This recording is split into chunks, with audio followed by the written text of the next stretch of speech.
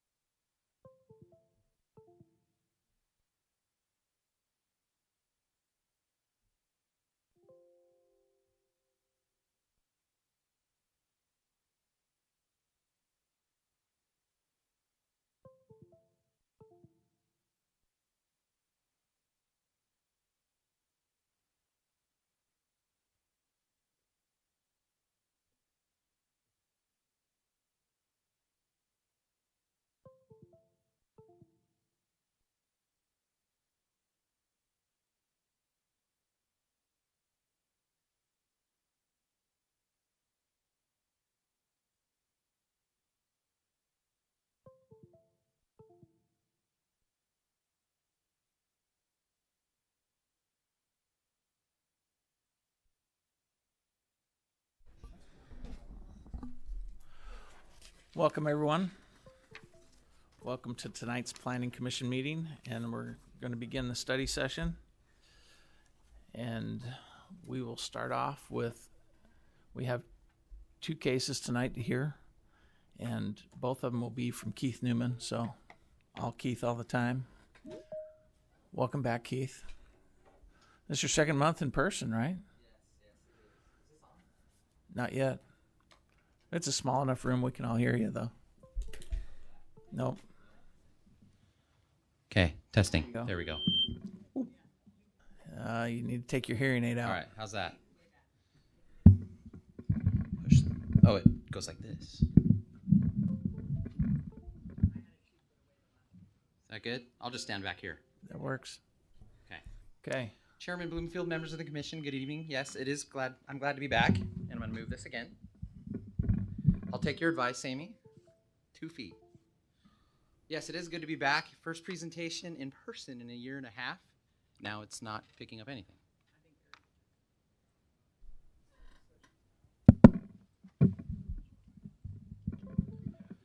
Okay. How's that? Is it picking up my voice at all? Doesn't sound like it, does it? No. Jeez. What's wrong with this thing? All right. How about... Hello? Jeez. Okay. Oh, you're going to fix the squeak for me then, huh? Okay. How about that? Okay. Perfect. Okay. I will get started. The first project tonight that I have before you is for the Residence Inn Hotel. And it is... Oh, my presentation's not up, so...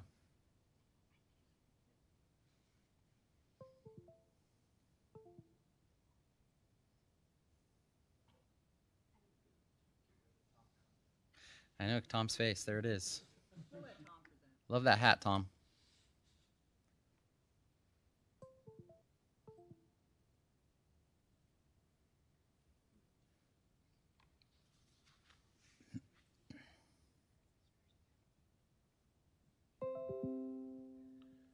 All right, there we go. Perfect. I hope the clicker works. So the first project I have for you is, like I said a minute ago, is the Residence Inn Hotel. See if it works. Clicker's not working. If you guys can go to the next slide for me, that'd be awesome.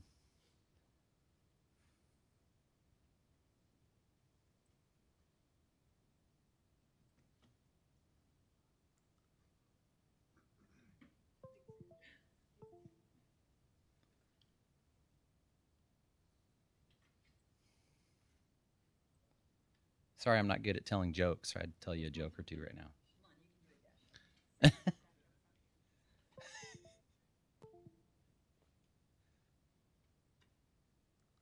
Okay, perfect. I think I did that. Okay, awesome. This is good. Good. This is good. So the site, it's located at the southeast corner of Mercy Road and Val Vista Drive. This project site is part of the Mercy Center planned area development that was approved back in towards the end of last year, 2020.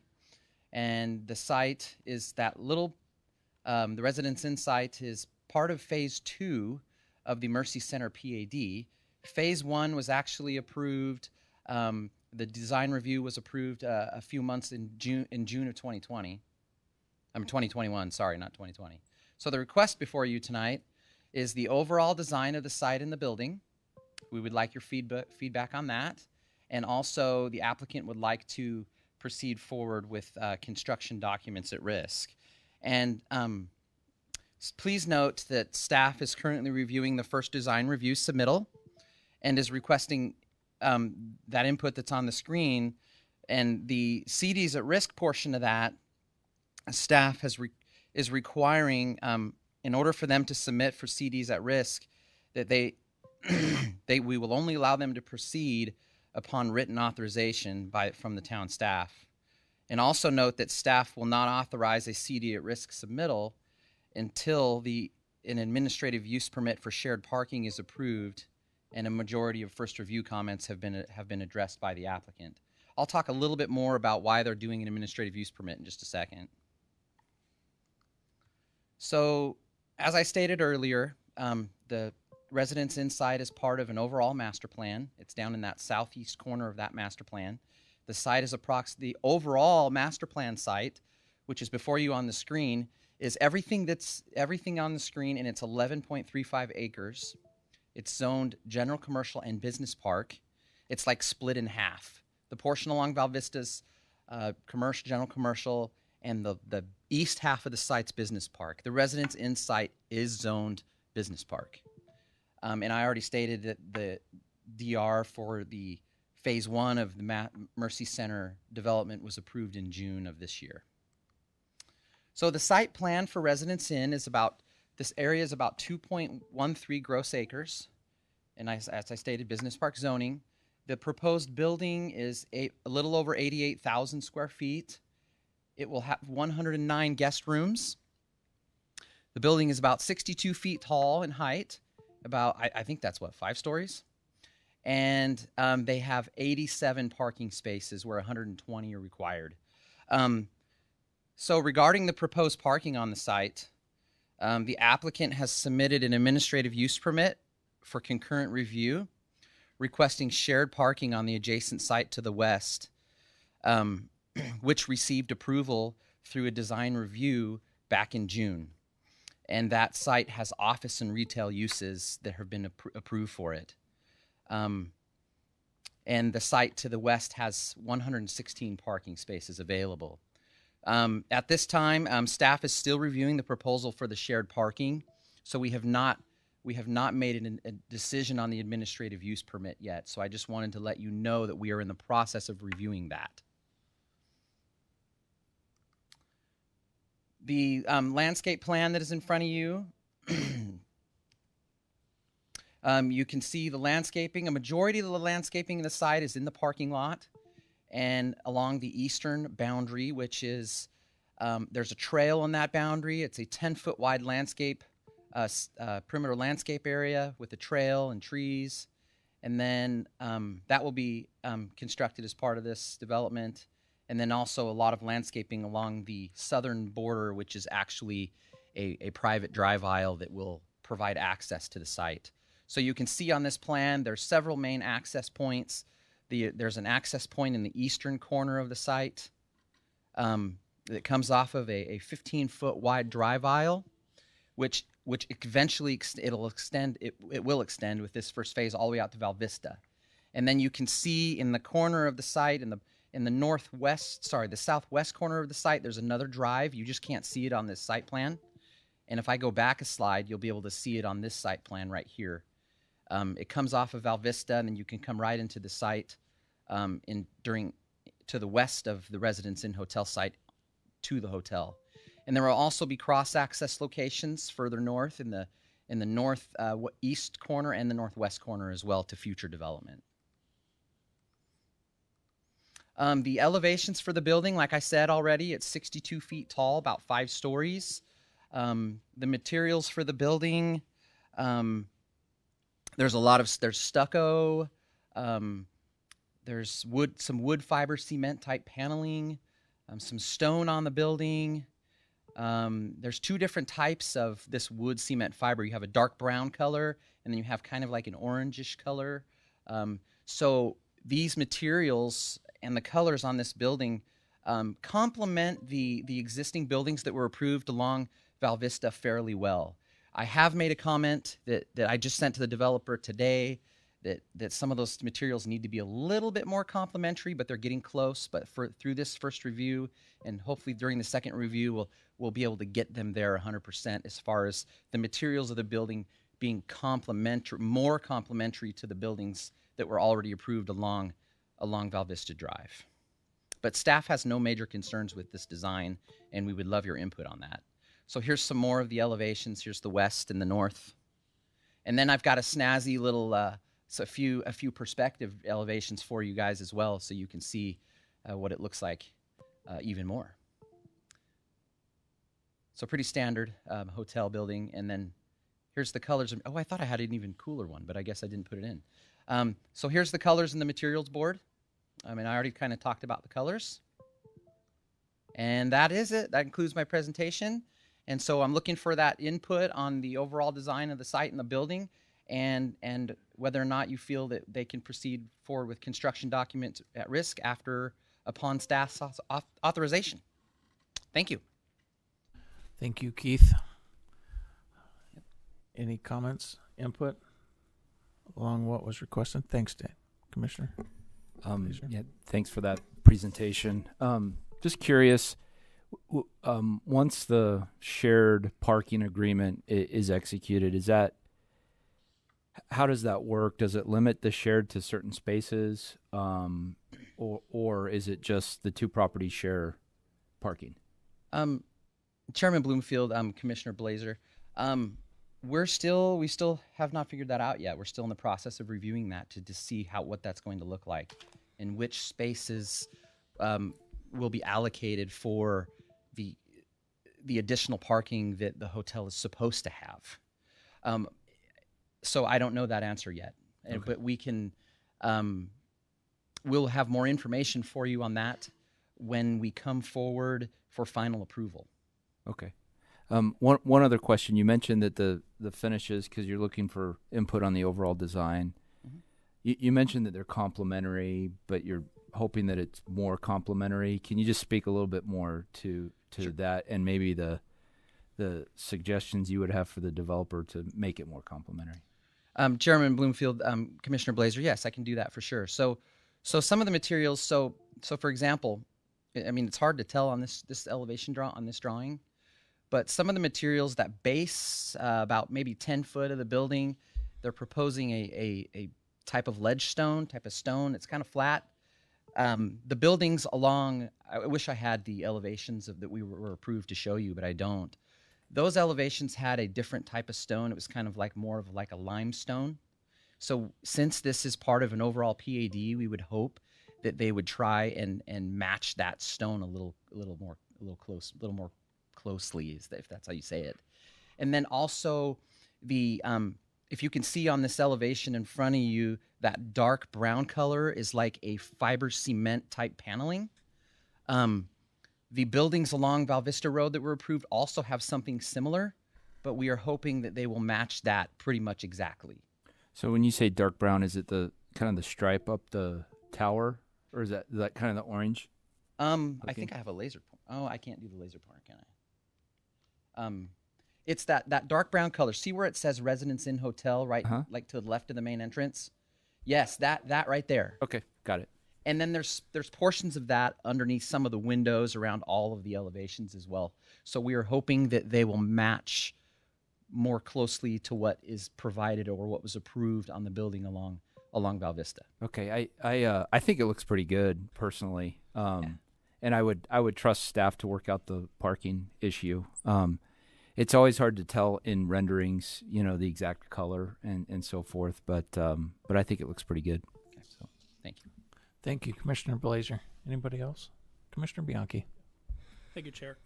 So Keith, just going back to the parking, is the parking limited just due to the parcel size, or based off what they think like the average occupancy rate is, or? Chairman Bloomfield, Commissioner Bianchi, yes, it's based on the square footage of the building. So it's limited because I believe it's one space per 250, I think is what it is, says in there in my staff report. But yes, it's based on the size of the building is driving how many parking stalls, and they just quite frankly don't have a site that's large enough to be able to accommodate all that parking, and so they're hoping that they can share it with adjacent properties that have maybe off-peak hours. And as part of that review, you'll look at that. If I just worry about timing of use and concurrent use between the retail and the hotel, if that's potentially a concern with you guys or something you'll look at in your review.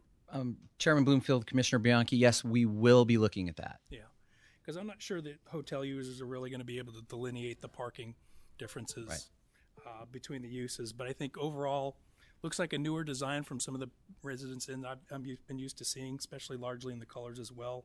I think it provides nice articulation, and I don't see any outstanding issues once you guys address the parking. So I'm good. Thank you. Chairman Bloomfield, Commissioner Bianchi, really quick, just wanted to note that there is a parking study that has been provided to us as part of that administrative use permit, and we will be looking at that very closely. And we're going to rely on our traffic folks, engineers, to also help us out with that review as well. So, okay, thanks, Keith.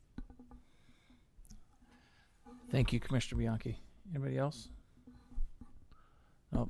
Did you get the feedback that you wanted? So we spoke to colors, articulation, materials. I think Chairman for the Bloomfield, most part we're okay with most anything, and trust staff to do that, and okay with CDs at risk. There you go. You got it. There you go. That's what I was going to mention, but you got it. Perfect. Thank you. I think I have everything I need. Thank you.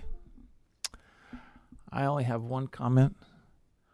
Whoever's playing solitaire needs to turn down their computer, whatever's going on. It's getting to be a little much. So that's the only comment. So IT can figure that one out, I'm sure, as we go through the next one. Keith, you're up still. Okay. Item number 2, Santania. Perfect. Let me cue this up real quick. I know I didn't say it quite the way that you say it, but I'm not clicking anything. I just saw the IT was doing this, and I must have misinterpreted.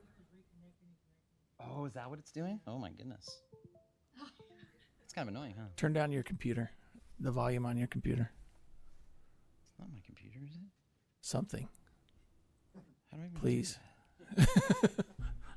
I don't mean to be bossy, but yeah, please. Oh, is it? Oh, okay. Okay. No problem.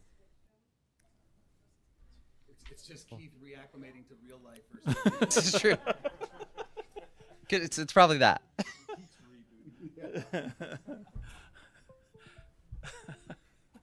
All right, I'll proceed if you guys want me to. You guys ready? You're fine. Okay. You're good to Hopefully go. we can deal with the beeping. We'll just hope they can figure it out. If not, we'll all just be okay. Okay. You want me to just like throw this somewhere? I'm just kidding. I'll set it. So that then I can just click again. Okay, so the next presentation that I have for you tonight is for the standard plans for Santania. The Santania site is located off of Higley Road, south of Riggs Road. It's on that west side of Higley Road, over by Payne Junior High School.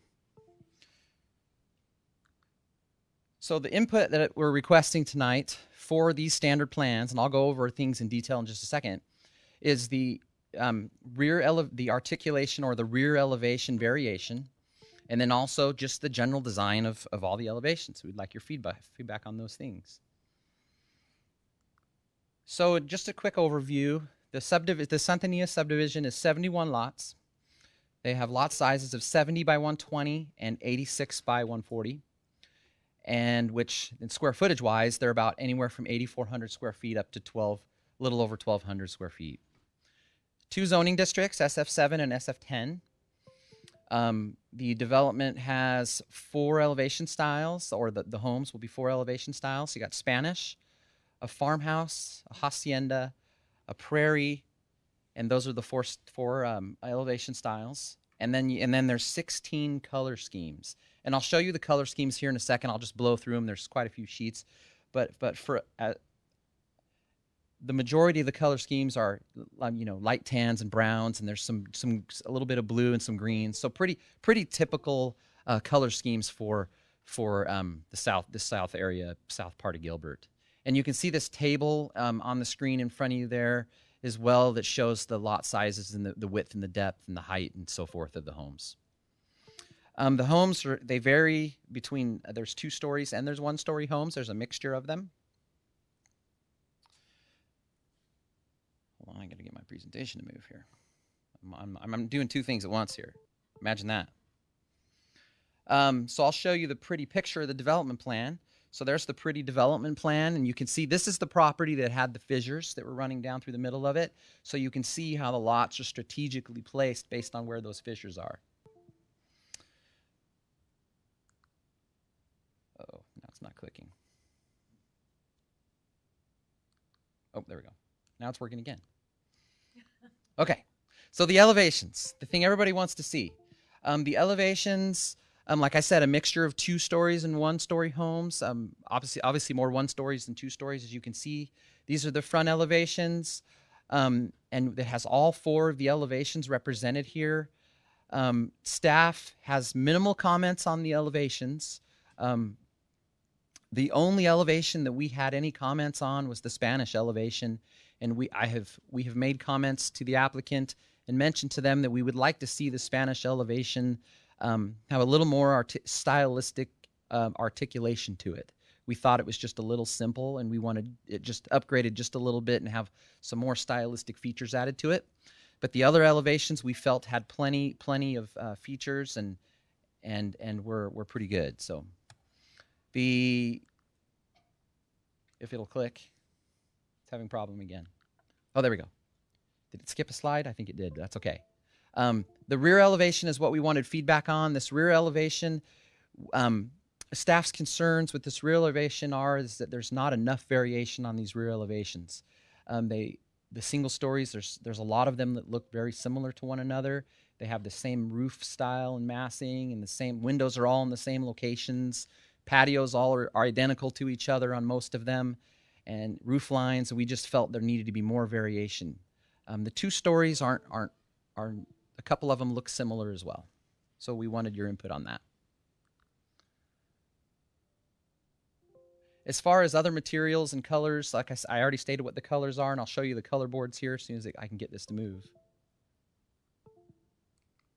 Okay, here we go. There's right side. Pretty standard.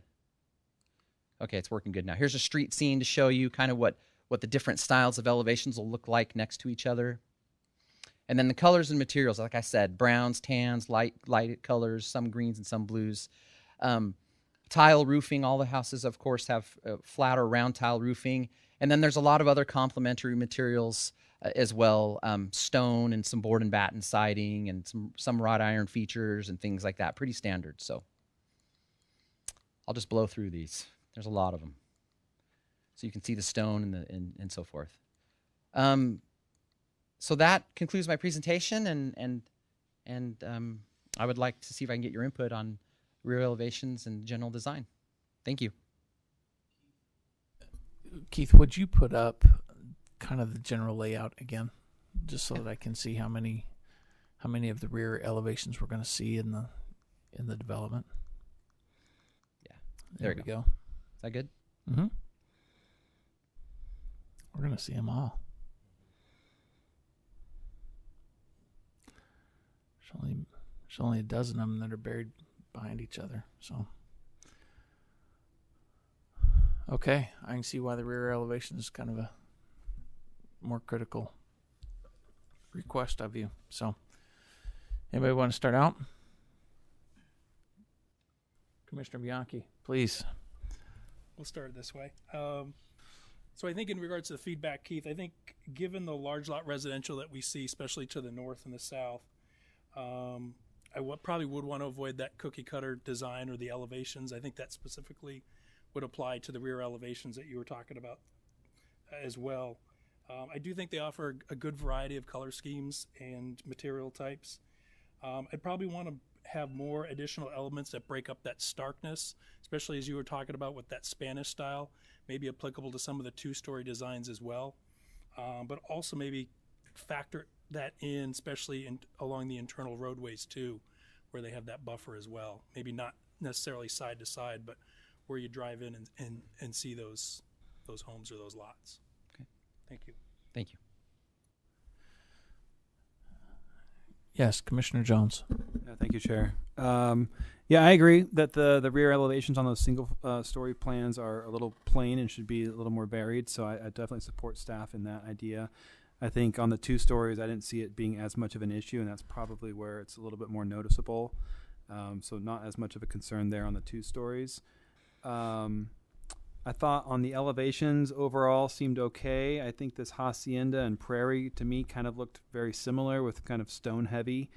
I would have maybe preferred to see kind of more of like a contemporary option as well in lieu of one of those other 2.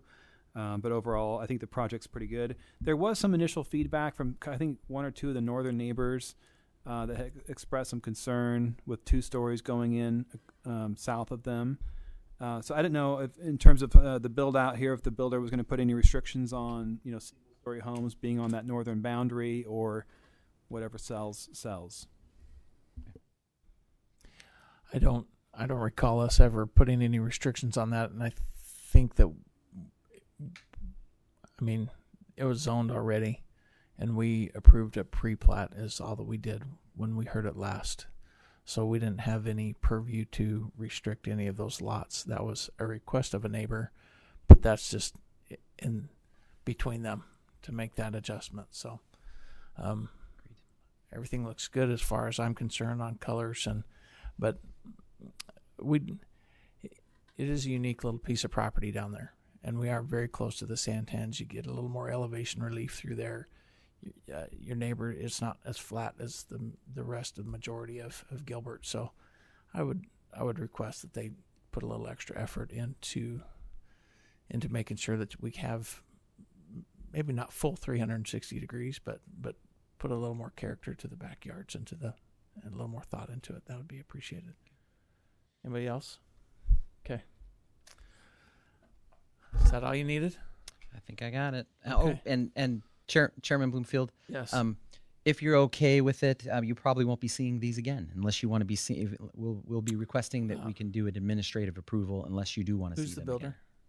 Again. It is Hacienda. K. Hovnanian. Yeah. K-Hov?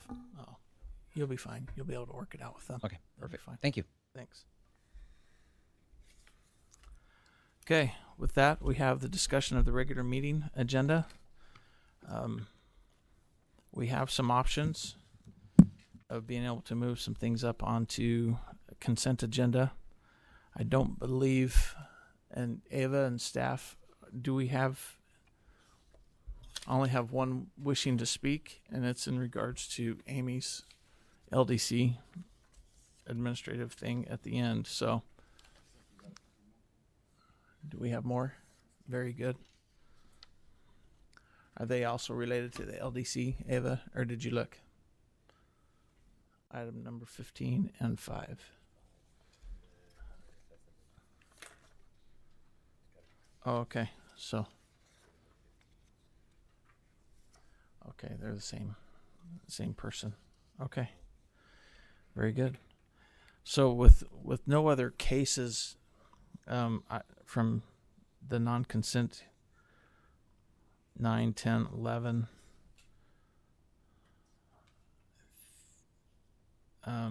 12, 13, and 14. 13 and 14 are both going to be continued, so we could move those up automatically. The only one that I thought we may want to see is Town on Germain, item number 11, but I didn't see anything that really caused me to worry about that as I read the staff report. I hadn't read it at Monday during our meeting, and I told you I'd look at that, but I didn't see anything that caused it. So I think we could move all of them up to consent unless somebody hears something different. Chair, I will be recusing myself from item 10, so I don't know if that needs to be on a separate line item or not. We'll just, when we do the motion, we'll vote on that one, and then we'll make another motion to vote on the rest of them. Perfect. But that'll be the way we deal with that. Okay, if there's no Yes. And when that motion is made, you'll have to make one motion for the continuances, one motion for the other items, and then a third motion for the one that Okay. Commissioner Very abstained. good. Did you hear that? Okay. All right. Then with that said and done, we'll adjourn the study session and take a few minute break and be back. It's close to 6, so let's just take 4 or 5 minutes. Let's take 5 minutes and meet back at 6:05. Okay? Unless nobody needs a break.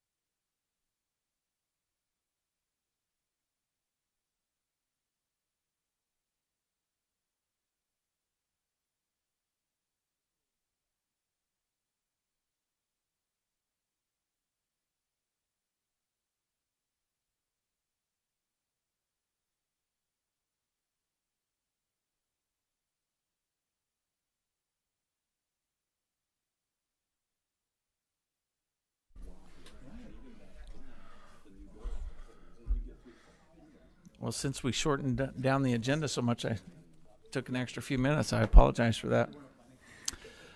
Okay. Call the meeting to order for the Planning Commission meeting of August 4th, 2021. We'd like to first have the Pledge of Allegiance. I'll lead. I pledge allegiance to the flag of the United States of America and to the republic for which it stands, one nation, under God, indivisible, with liberty and justice for all.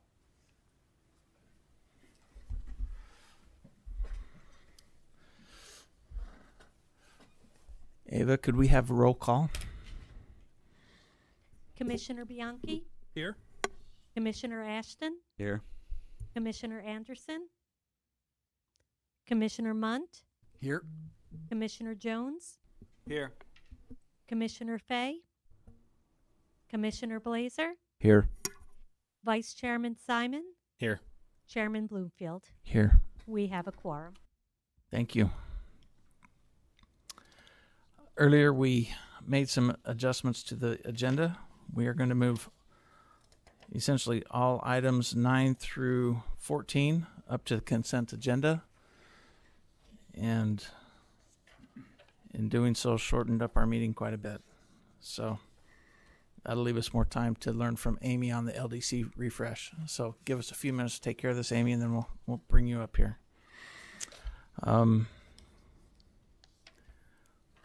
All right, so I'll make a motion to approve the agenda with moving items 9, 10, 11, 12, 13, and 14 to the consent and keeping 7 and 8 on the consent agenda. Second. Second from Commissioner Bianchi and from Vice Chair Simon. All in favor? Aye. Aye. Any opposed? Okay. Got our agenda set, and moving on to item number 5. At this time, members of the public may comment on matters within the jurisdiction of the town, but not on the agenda. The Commissioner Board response is limited to responding to criticism, asking staff to review a matter commented upon, or asking that a matter be put on a future agenda. We have one person, Dorlise Machado Liddell, to speak. Welcome, Dorlise. Oh, take your time. No need to get injured coming down to this one.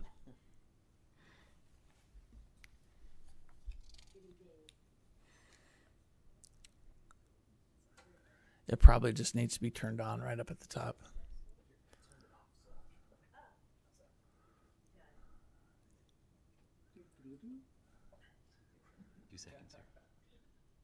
There it is. There you go. Good evening, commissioners. I feel so short. Thank you for allowing me to speak. What I'd like to speak, my name's Dorlise Machado Liddell. I'm a Gilbert resident. I attended the noise ordinance study session last night at the town council meeting. The town staff made presentations that indicated low noise complaints for 2021. They didn't mention COVID or whether the complaint was against commercial, industrial, or residential areas. The current noise ordinance is impossible to enforce. The Planning Commission has a role in the approval process of conditional use permits as it relates to open-air bars and entertainment. Amplified music and loud bands create an impossible living environment. The current noise ordinance does not allow the residential property owners to enjoy their property. They can never open their windows at night or in the early morning. The ordinance forces the residents to call the police, give up their right to privacy, and have police monitor the noise with a noise meter for 15 continuous minutes with all my windows closed. Picture this. It's downtown.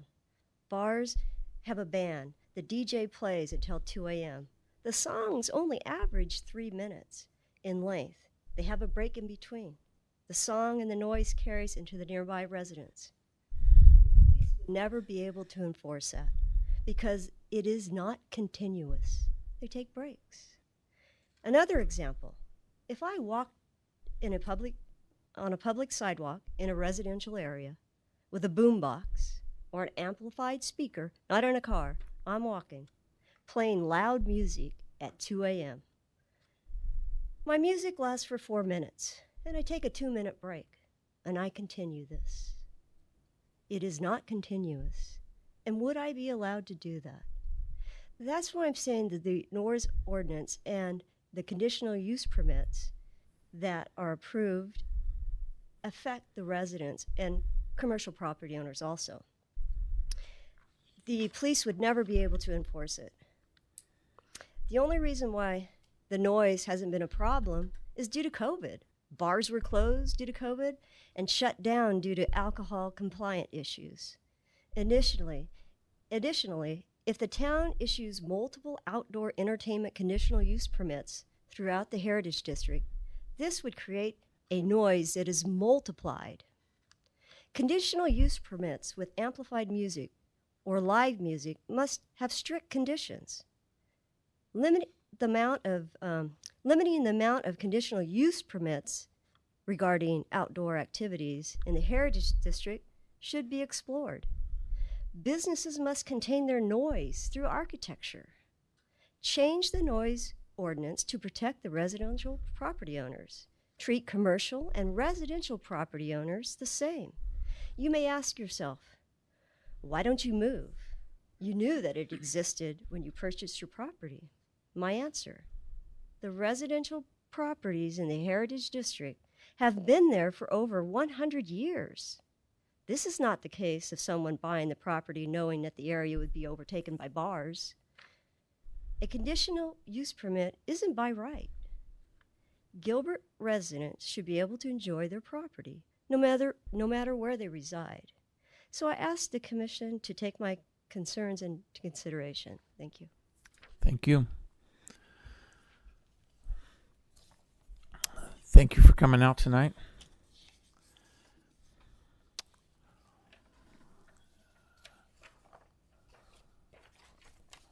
Council Member September.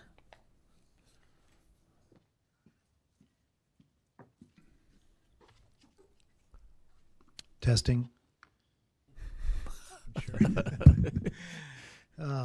Thank you, Chairman, Commissioners. So I just have one update tonight. It's not a major one, but like you, the Town Council is now meeting in an alternate location since the Muni 1 building is being remodeled. And last night was our very first hearing at the Public Safety Training Facility. And I just want to get this on record, remind everybody, anybody who's listening or cares, it is at 6860 South Power Road. And all the meetings are held in the Atlas Auditorium. It's a very nice, very new facility. And the auditorium is very similarly set up, just like 4 times bigger than this. And staff did a great job, like they did here, getting everything set up and making everything work the way it's supposed to. So that is my update for this evening. Thank you very much. Thank you. Okay.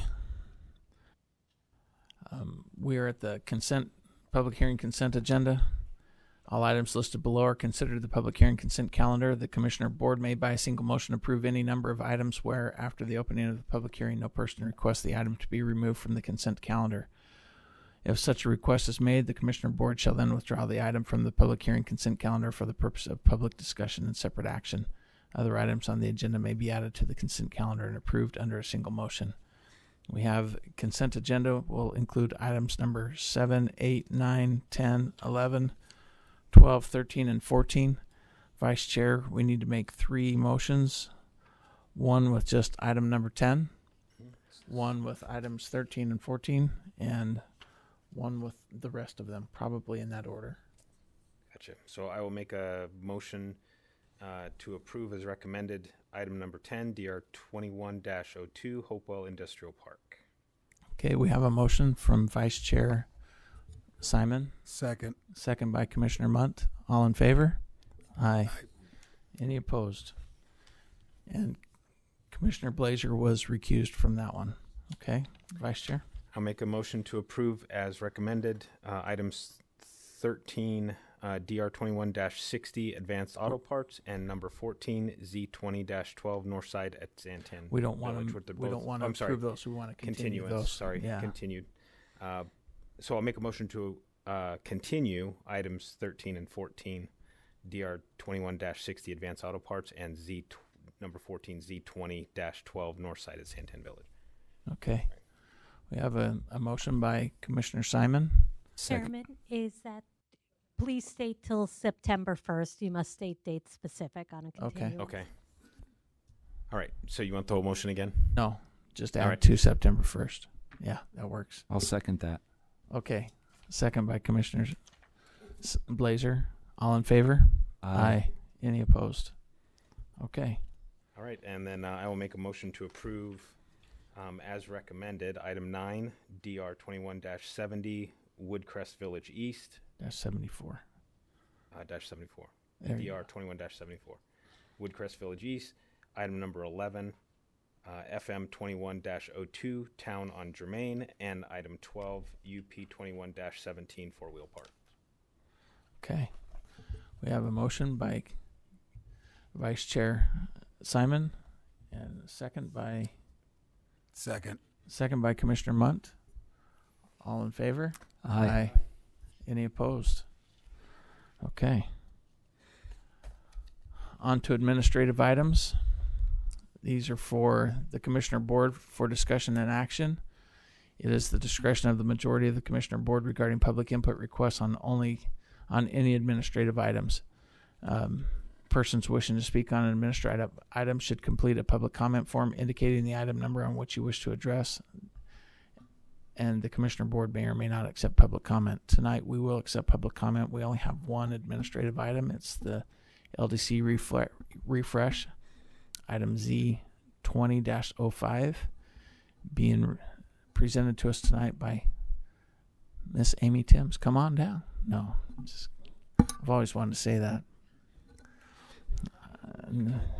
I've got a cookie up here. Does that work? That's the best I got. So, all right, Amy. Actually, if you could open my presentation. So we'll have your presentation, and then we'll open it up when you're ready to have public comment, and then we can finish up with you as well. Okay. All righty. Good afternoon, Mr. Chairman, members of Planning Commission. We are here to talk about the LDC Refresh, which you'll recall went out for public review, starting with your meeting on July 7th. And it was a 21-day public review, and it ended on the 28th. I did get a handful of written comments. I got a number of verbal comments, and then we also had it out on social media. So I did search the social media feeds and follow them, and trying to glean off of it what I could to add into the public comment. And so this presentation this evening is going to go over, if I can click it, it's not wanting to click.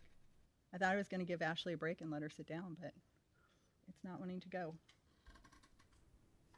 Should I try it again?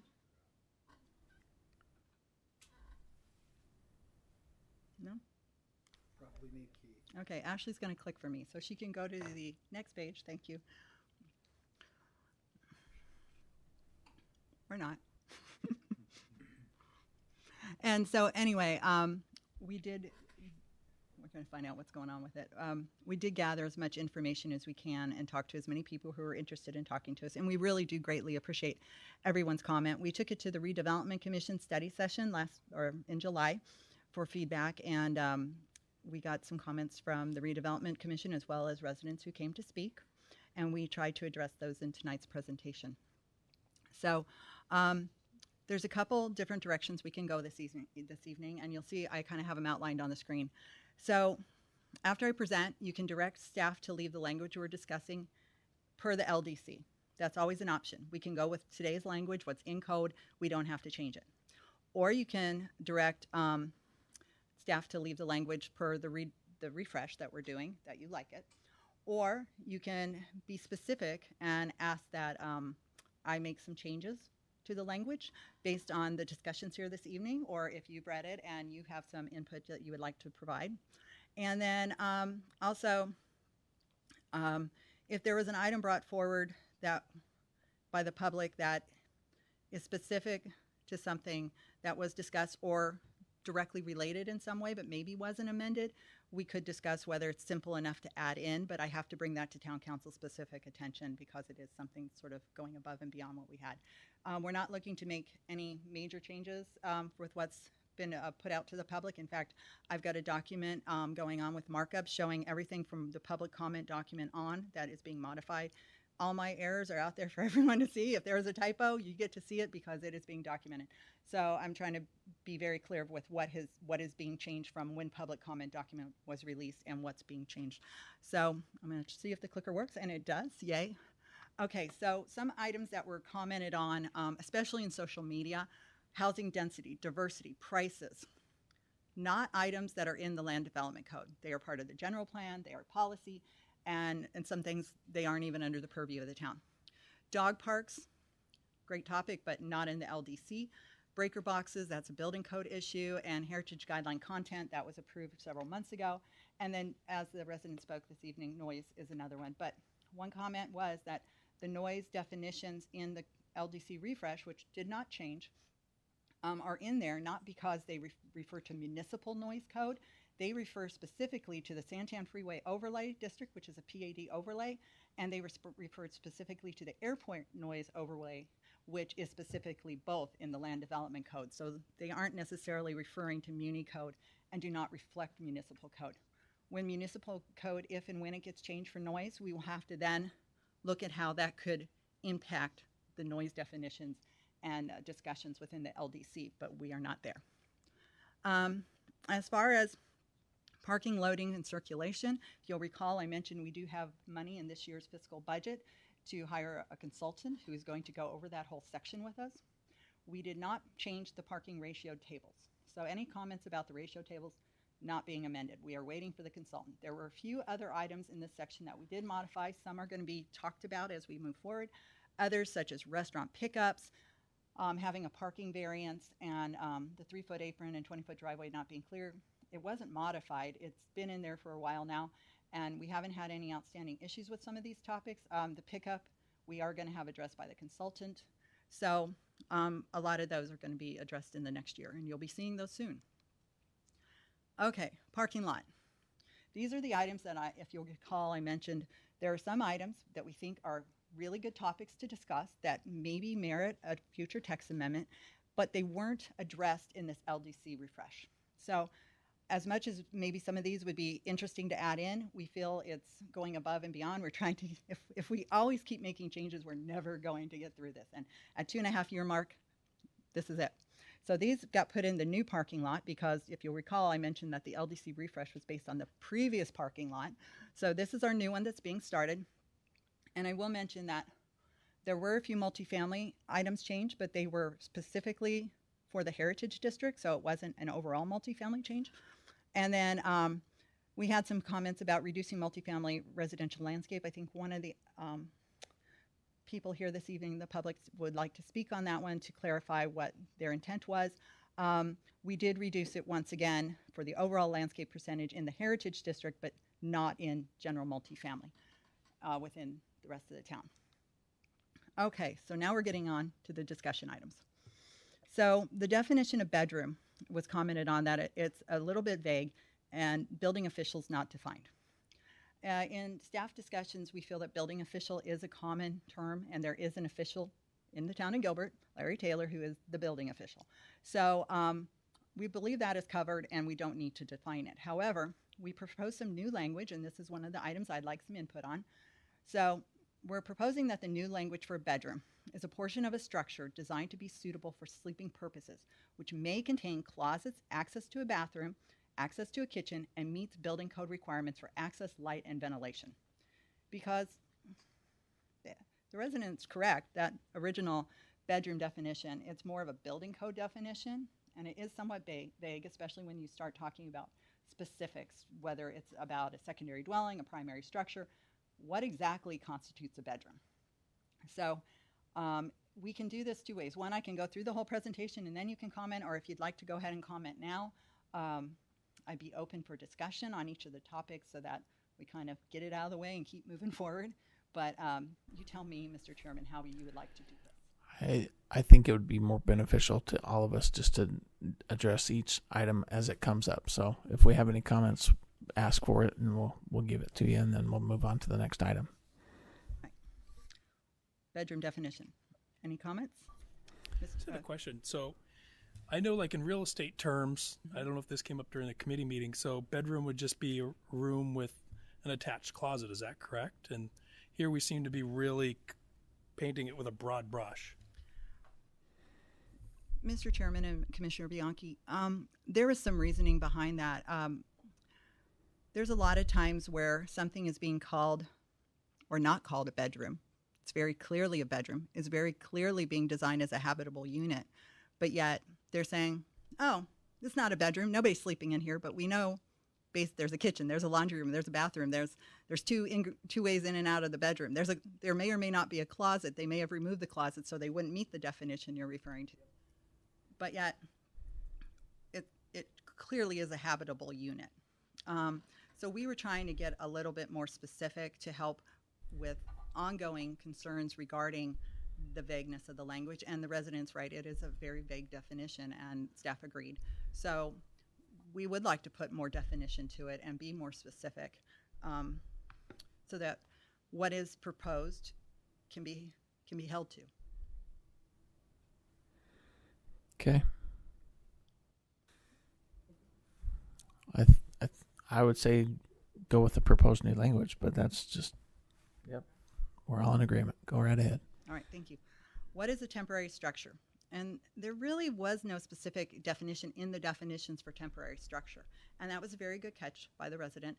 And anything constructed or erected that is readily movable and intended to be used for in a period of 90 days. And 90 days is mentioned many times within the code. So when we do talk about temporary structures, in most cases, 90 days seems to be the key time limit. And so we work that into the definition, unless tied to an active building permit or or a process. Most of the times it's an administrative use permit process. So, for example, temporary structures. You've got a school who's doing an expansion and they bring in modulars for the year during the expansion. We've actually allowed, and you might remember I mentioned this, a little bit of time prior to the building permit to be able to bring them on early through the administrative use permit. There's a time limit applied to it. And then at the end of the time limit, and once their new buildings are constructed, the modulars come off. That's a temporary structure. Temporary structure is not specifically, I have a site, I want to put a building on it that doesn't meet any of your requirements or any of your development standards, and I'm promising it's only for 2 years. There's nothing in code that's a temporary structure. That's a permanent structure. You're building it on the ground, you're putting it there, and it is being there for an unlimited portion of time, because through our DRs, we don't have the ability to say, that building's only good for 5 years. There's no provision that allows the town to put that. Once you vest your property, you're vested. So it may be their intent, it may be their good intent, but as we all know, we don't do phasing plans a lot, because what they phase and what they think they're going to phase and what actually gets phased doesn't always occur. So this is trying to speak to that, and then also say, and the structure that's there, that's being placed, has to meet standards for the property in which it's located. Meaning, if they're screening for parking, that is a concern for safety and other vehicles turning and motions around the area. There, you would still have buffering that would need to occur and such, but we wouldn't expect foundation planting, let's say, but you would have to have parking. So now, if that modular is taking the place, you've got new parking coming as part of the project, then the new parking's being constructed, as long as you've got parking to accommodate what's already occurring on site. So, and even if in some cases that could have to be temporary parking in the interim, but that's really where the AUP typically comes in, that speaks to that. So it applies a time limit, and it applies whatever other conditions of approval that need to occur. So just trying to define it a little better so it's clear. If you have comment on that, we'd be happy to hear any comment regarding. Okay, commissioners, Be any specific, comment? not specific enough. I think you're fine with that temporary use, All right. temporary structure. Thank you, Mr. And thank you for the background on all of this, by the way. I don't want to drag it out, but yet I feel like I need to give you that background. So Absolutely. if maybe I'm getting too long-winded, feel free to give me the cut it off signal, and I'll back off. This was an error in the graphic, but I also think that people were having a hard time understanding this graphic. And once I kind of looked at it, there are a lot of dashed lines happening. And to be quite clear, this is single-family detached, and this is an actual single-family detached product we have here in town that is constructed, and it's straight off of the existing map that was approved. I think what was confusing is the use benefit easement, which is to the left of the structure, and it's item number 7, where the pointer is on the other property. It is not, there's 2 5-foot setbacks. It is 0 on that line, and there's a use benefit easement on the adjacent property that Lot B has the right to use. And if you don't deal with use benefit easements on a daily basis, and you don't deal with this kind of a product, auto court or alley loaded, it can be a little confusing. And I'll be quite honest, the first time I had to look at them, it took me a while to get my head around how this all works. But on one side, there's the 5-foot minimum, and this example, it's a little greater than 5 foot. That was just the way the builder did it. And on the other side, it's 0, and then it has the use benefit easement. So that use benefit easement allows you to get to your property to be able to maintain it, but it's actually the neighbor's yard. So he has to grant you permission with written notice. There's usually within your CC&Rs a provision of how you get access to that location. Sometimes it's fenced in, sometimes it's not, but once again, with notice, your neighbor has to let you in. You have legal rights to maintain the side of your building. And they can't plant I shouldn't say they can't plant. They cannot permanently put any kind of permanent structure or do anything that affects the wall of your house. So, so we clarified that it is 0 and 5, not 0 and 0 or 5 and 5. And we also were pondering whether we need to draw that red box around it and maybe orange so that people can find the lot lines, because it is a little confusing. Even the draftsman who did this was a little confused at times. So do you think the red box helps? And I apologize for the error on the graphic. Or the error in the table, I should say. The graphic was correct. It almost seems like in that issue, in that case, if the line could be red, but if you allowed the other one to bleed through so that you could see that it was a property line just like all the others, and just make it a little bit more that way, highlighting it more than just this is the line, that might be better. So, Mr. Chairman, how about I make it an orange semi-opaque line that matches the rest of the graphics in the LDC text? That works for me too. All right, moving on. Why didn't you just say that? No, I'm just kidding. I wanted to put in that I like that idea too. Thank you. Okay, PAD exclusions. The planned area development in the current code speaks to what can be included in a PAD, and we actually found it's easier to speak to the exclusions instead of the inclusions. But land uses and supplemental land uses, what the use is, may not be amended, period.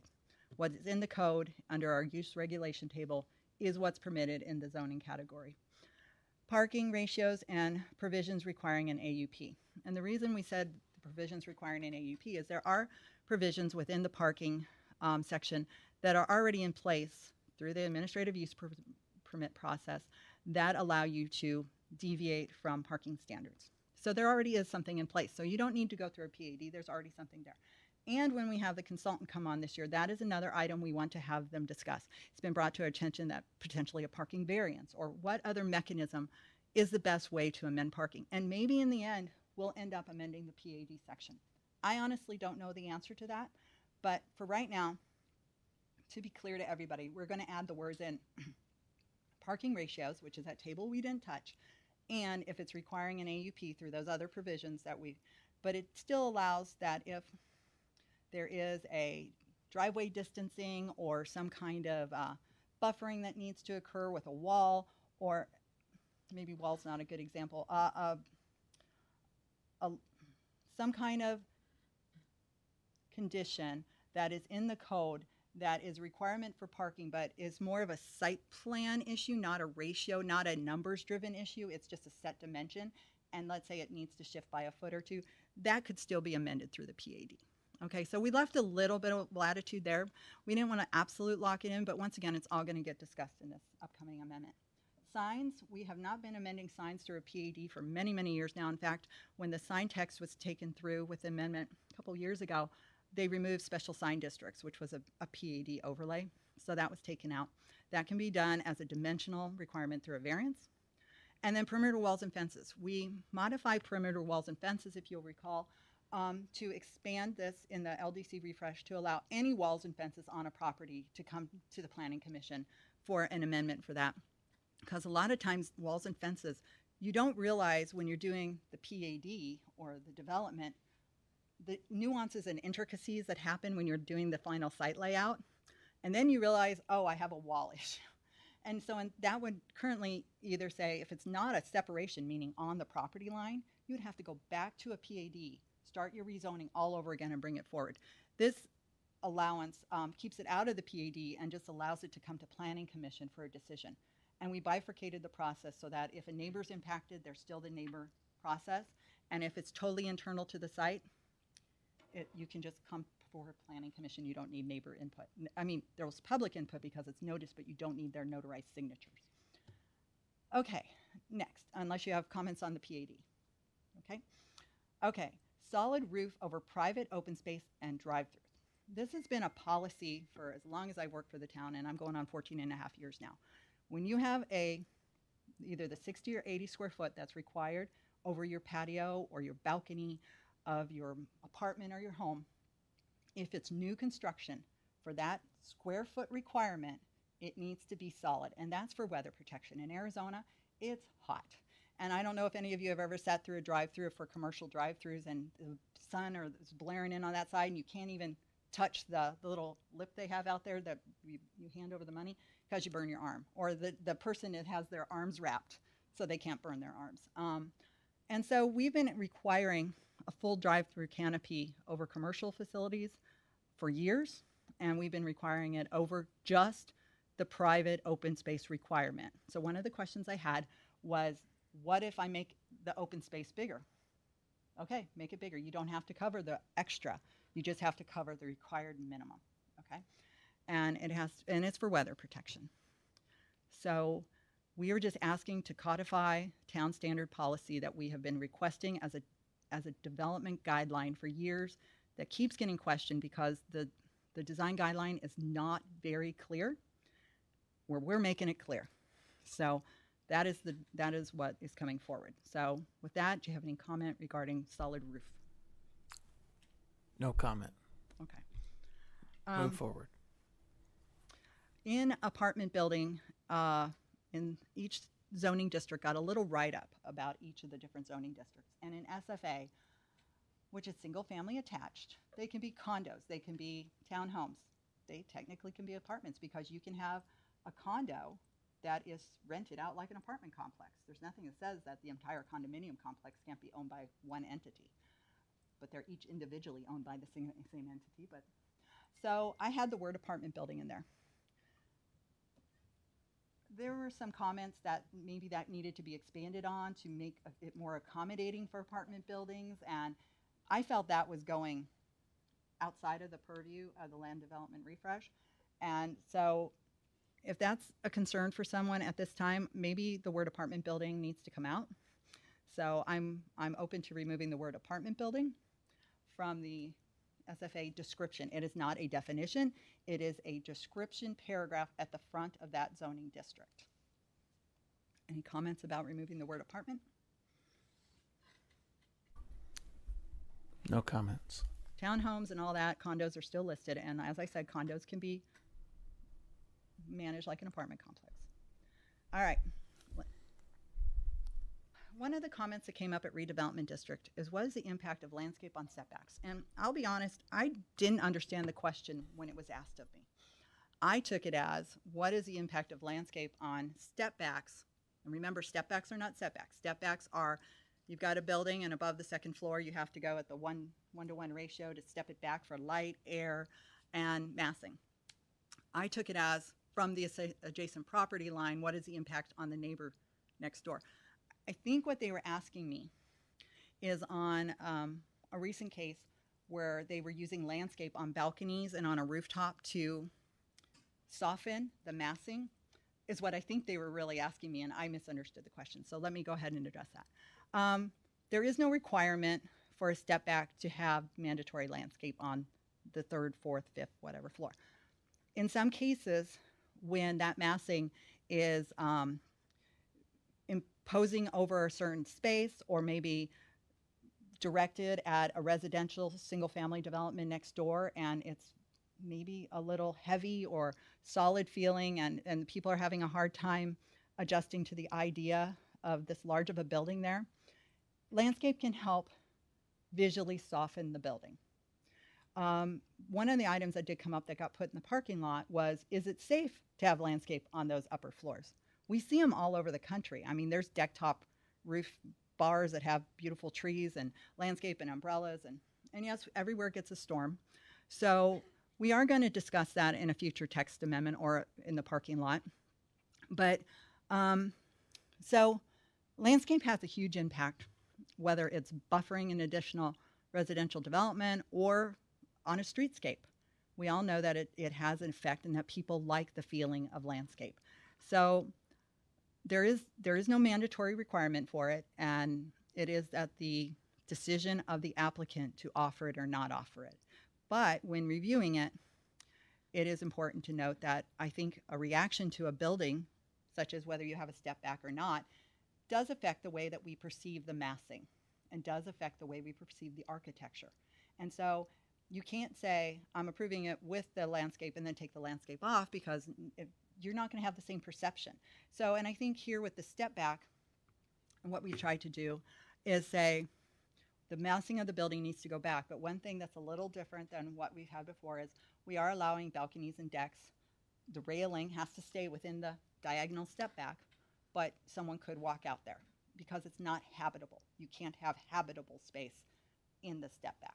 So you'll see on the first one, we're stepping back from 100 foot. So in commercial districts, if you're, let's say, multifamily within 100 feet of single family residential, it's within 100 feet, you have to have a step back. So you have your setback for your building, but if where your setback is, now you've got to start your step back at the 2nd floor and keep going back, or push your building back.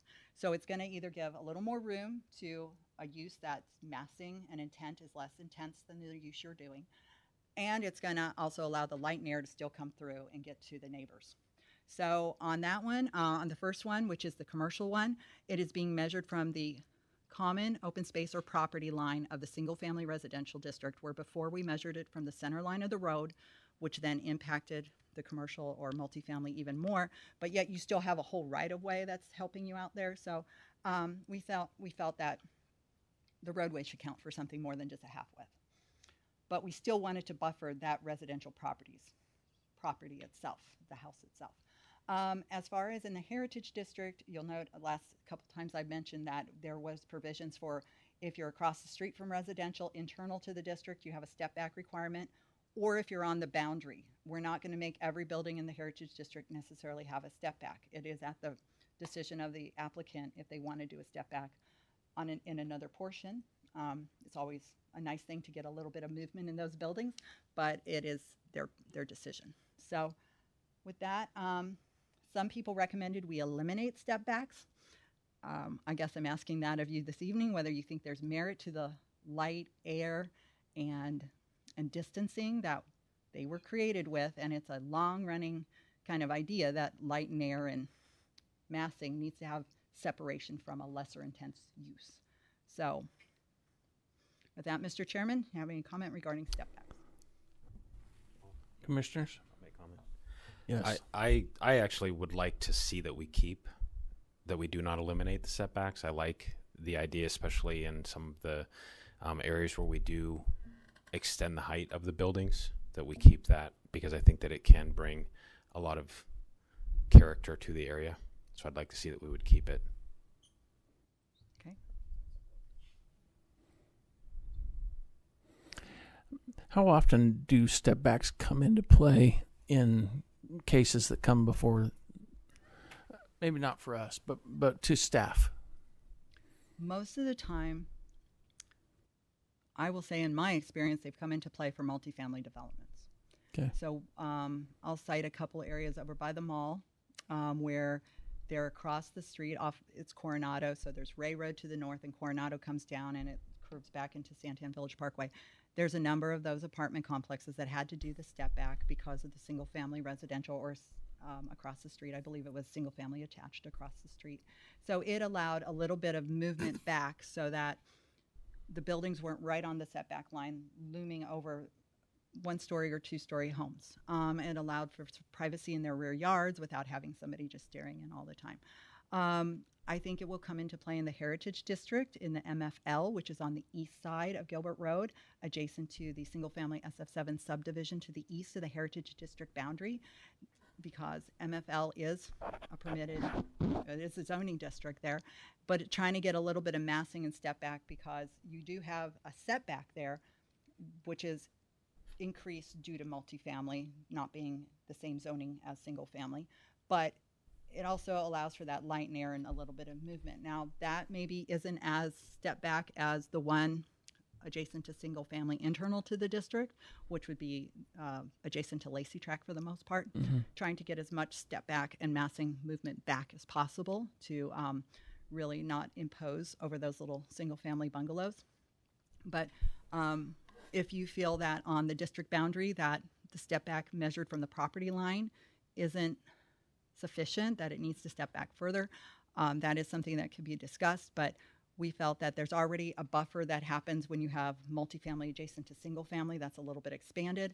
And so therefore you're already getting that movement back, but then the face of the building goes up. So it's gonna, once it's kind of in that above second floor, which is what next door would be allowed to by right if they wanted to expand their home, then it starts to move back.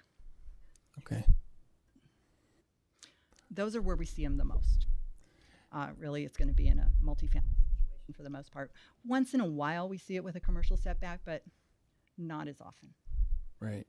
And the question in regard to the landscape, that was a commercial thing in downtown in the Heritage District because we saw that a couple of months ago, I think. And if that was the question, then what's the impact there?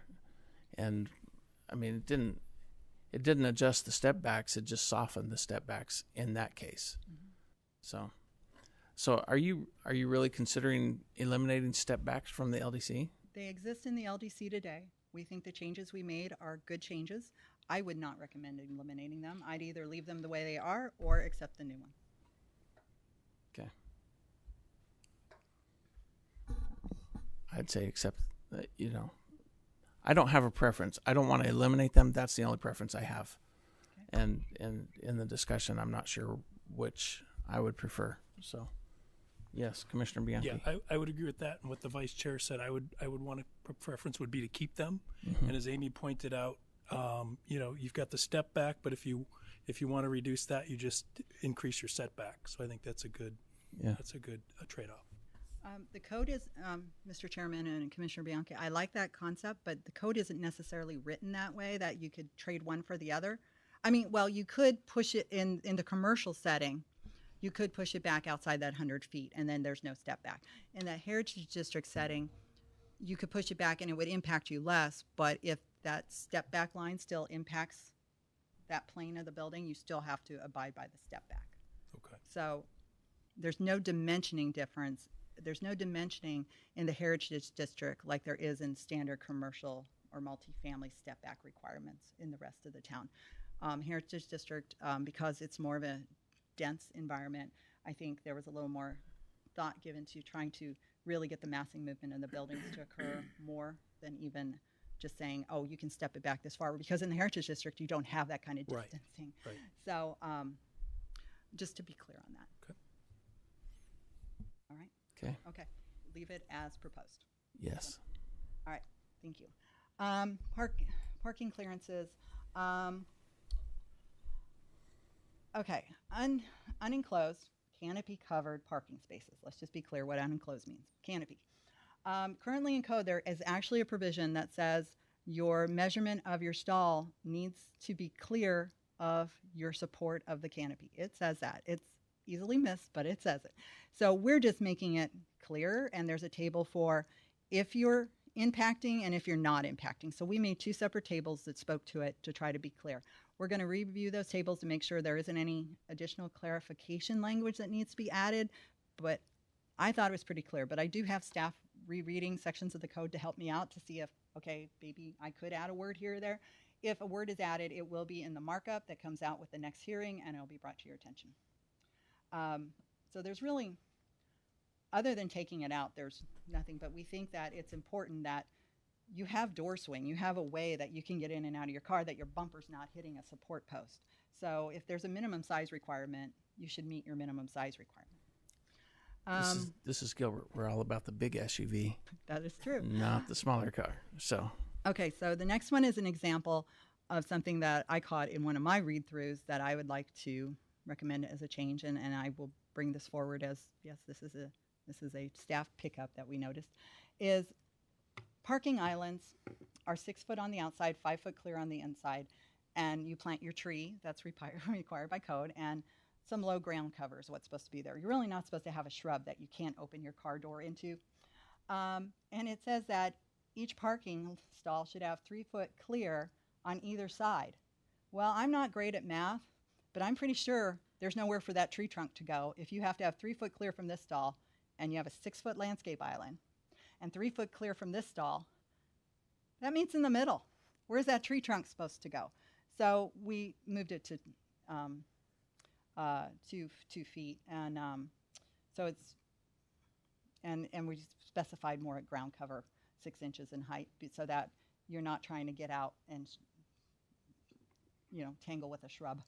We still want landscape. We're not trying to take that out, but we just need it to be a little clearer. And I think there could be a little bit of flexibility if it's like the pliable grasses or something. But having a leucophyllum, a sage there, it's a tough thing, and you're going to scratch the door of your car trying to get out.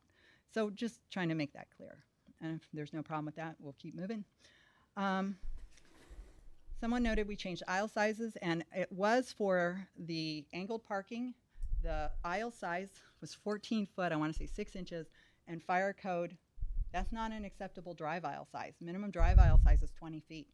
You can't, and if any of you have ever been to the parking garages down by ASU downtown, there's a couple. Once you park, if somebody parks across from, you're not coming out for a long time because those are the old 14 foot, and our size vehicles nowadays cannot maneuver out of those parking stalls. So fire recommended going up to 20 feet. New residential garage sizes. We did recommend 20 by 20 free and clear garage sizes. We didn't say free and clear unobstructed. We think we need to, but that was the intent. And also requiring that the builders not plan on keeping trash cans in that free and clear stall, that they must either add some additional space, inside or outside, but it's free and clear for parking. I believe a member of the Homeowners Association this evening might want to talk on that subject. We, as staff, were just looking at, we've had several that were 18 by 18, and we've had complaints that that's just not big enough to park 2 cars in and be able to open your doors and get in and out and maneuver and walk around. And oh, yeah, but there's also a water heater there. So we were trying to get to an even number that was greater than the 18 by 18. And if there's a recommendation by the Homeowners Builders Association, we are open to discussing if it's a 6-inch variant or something, and if a modification may need to be made. With that, you're going to talk more about that later, so we'll get back to that one. perfect. Tables 5.39 and 5.310. There was a comment, there's a conflict in here with these tables and the text that followed.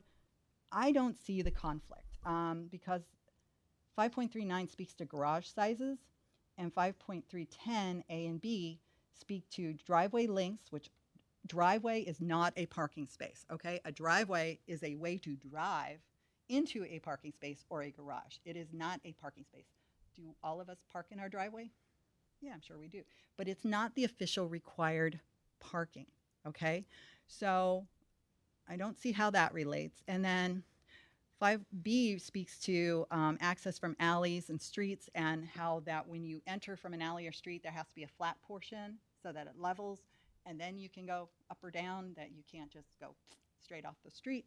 So I'm not sure exactly how that would relate. So maybe I'm not understanding that, and I might reach out to the person who made that comment and see if they could clarify that a little more for me.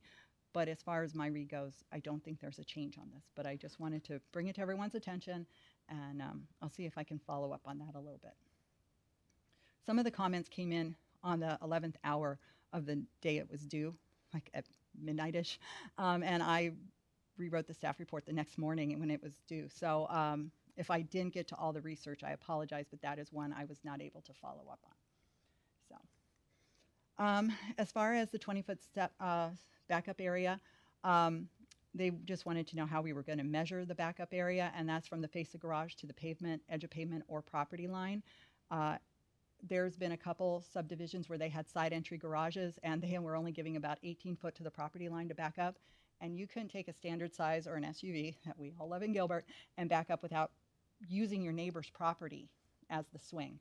And that's not acceptable. So we just wanted to put a standard dimension. And if a standard drive aisle for most shopping centers is 24 feet, we felt that as measured to the property line was acceptable. And if the pavement only goes to 18, so be it, but at least it's your own property you're maneuvering on for the rest of it.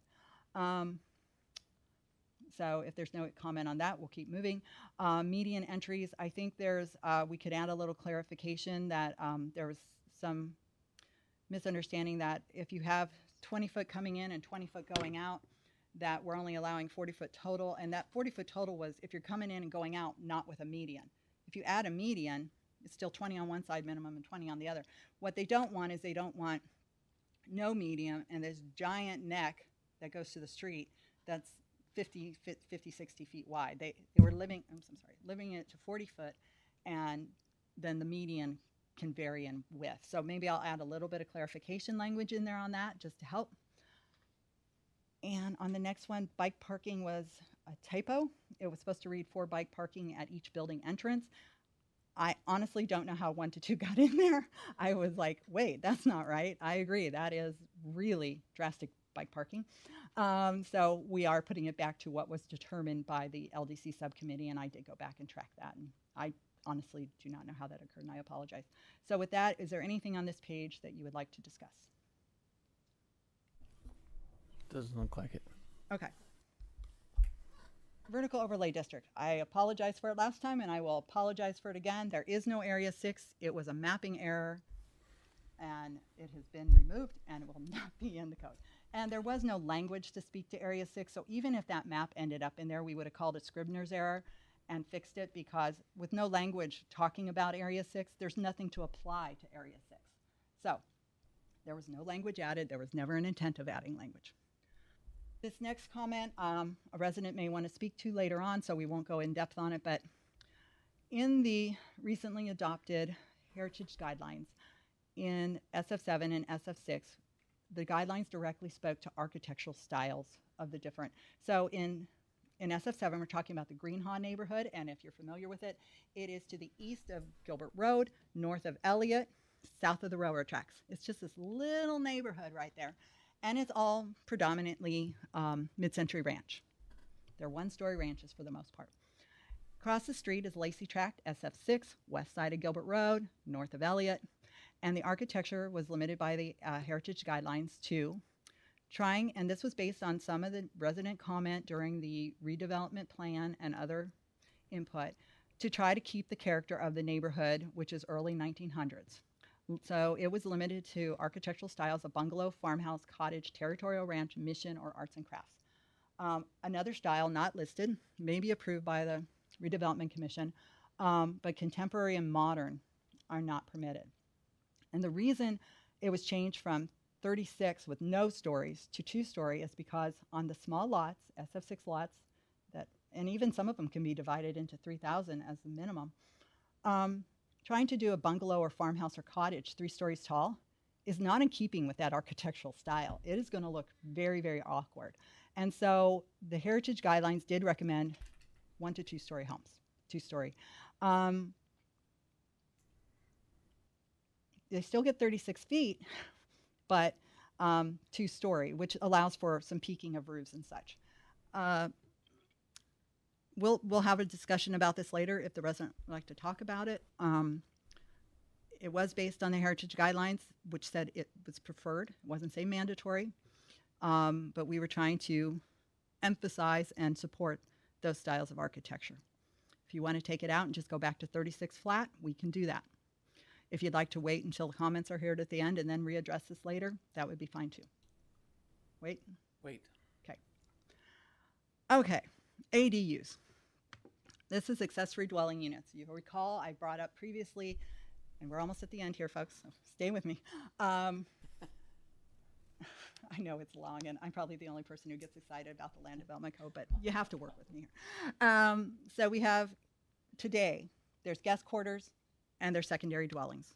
And the ADUs was combining those two together and making a rentable unit with some provisions. We got a number of different comments from the public about this change, and it was the largest change in the entire refresh. And after reviewing all the comments and having internal discussions, staff agrees with the neighbors who made the comment that this is bigger than a refresh. This is a full text amendment, and it needs to be properly vetted in depth, more than what we have. So staff this evening has recommended that I take the ADU language out of the refresh, put in the current language for the guest quarters and secondary dwellings, put that back in. Make sure that there's no conflict with other language that was amended in code. I don't think there will be. I think it's a pretty easy add in and take out. And we're going to suggest or recommend and add it to the parking lot that this be a future text amendment on its own, so it can be properly vetted through the community. So with that, I ask for your opinion regarding that. I would say go with that thought, only because Airbnb has created its own special niche and nightmare, and both a blessing and a curse, and it, especially for the planning department. So yes, I agree. All right, so we're going to leave the existing text in, and I'm going to remove the ADU text from this amendment. All right, with that being said, we had one other comment about what occurred in multifamily. I did a summary for them in response. To clarify, I think a number of these we've already vetted in previous meetings I brought up. So I don't think there's anything on this list that we need to specifically discuss.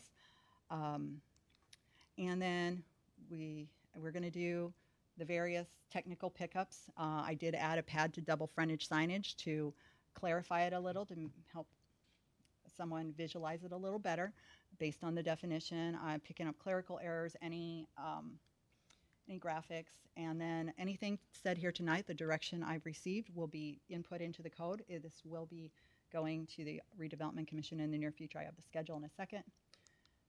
And here's the schedule. So we've been through the public review and comment. We've been through the RDC study session. We are at, I'll call it a study session. It's an administrative item tonight. And then the Redevelopment Commission, I have to have the document and graphics all ready to go in about a week in order to make the Redevelopment Commission deadline. And then it will be moving to public hearing so that will be publicly noticed and a public hearing. Then Planning Commission also will be publicly noticed in a public hearing on the 1st. So I'll be back to you with the final document. And then Town Council on 9/21. And then we'll be done with this for now, and then we'll start the next cycle. I'm just joking. So, but no, you will have updates, such as we talked about the ADUs, and also the parking section will be coming forward in the near future. So you're not free of the Land Development Code yet. So with that being said, that is my presentation, and if, Mr. Chairman, you allow the public to speak, I'm happy to answer any questions you have after that. Okay. Chairman, can I say something? Please.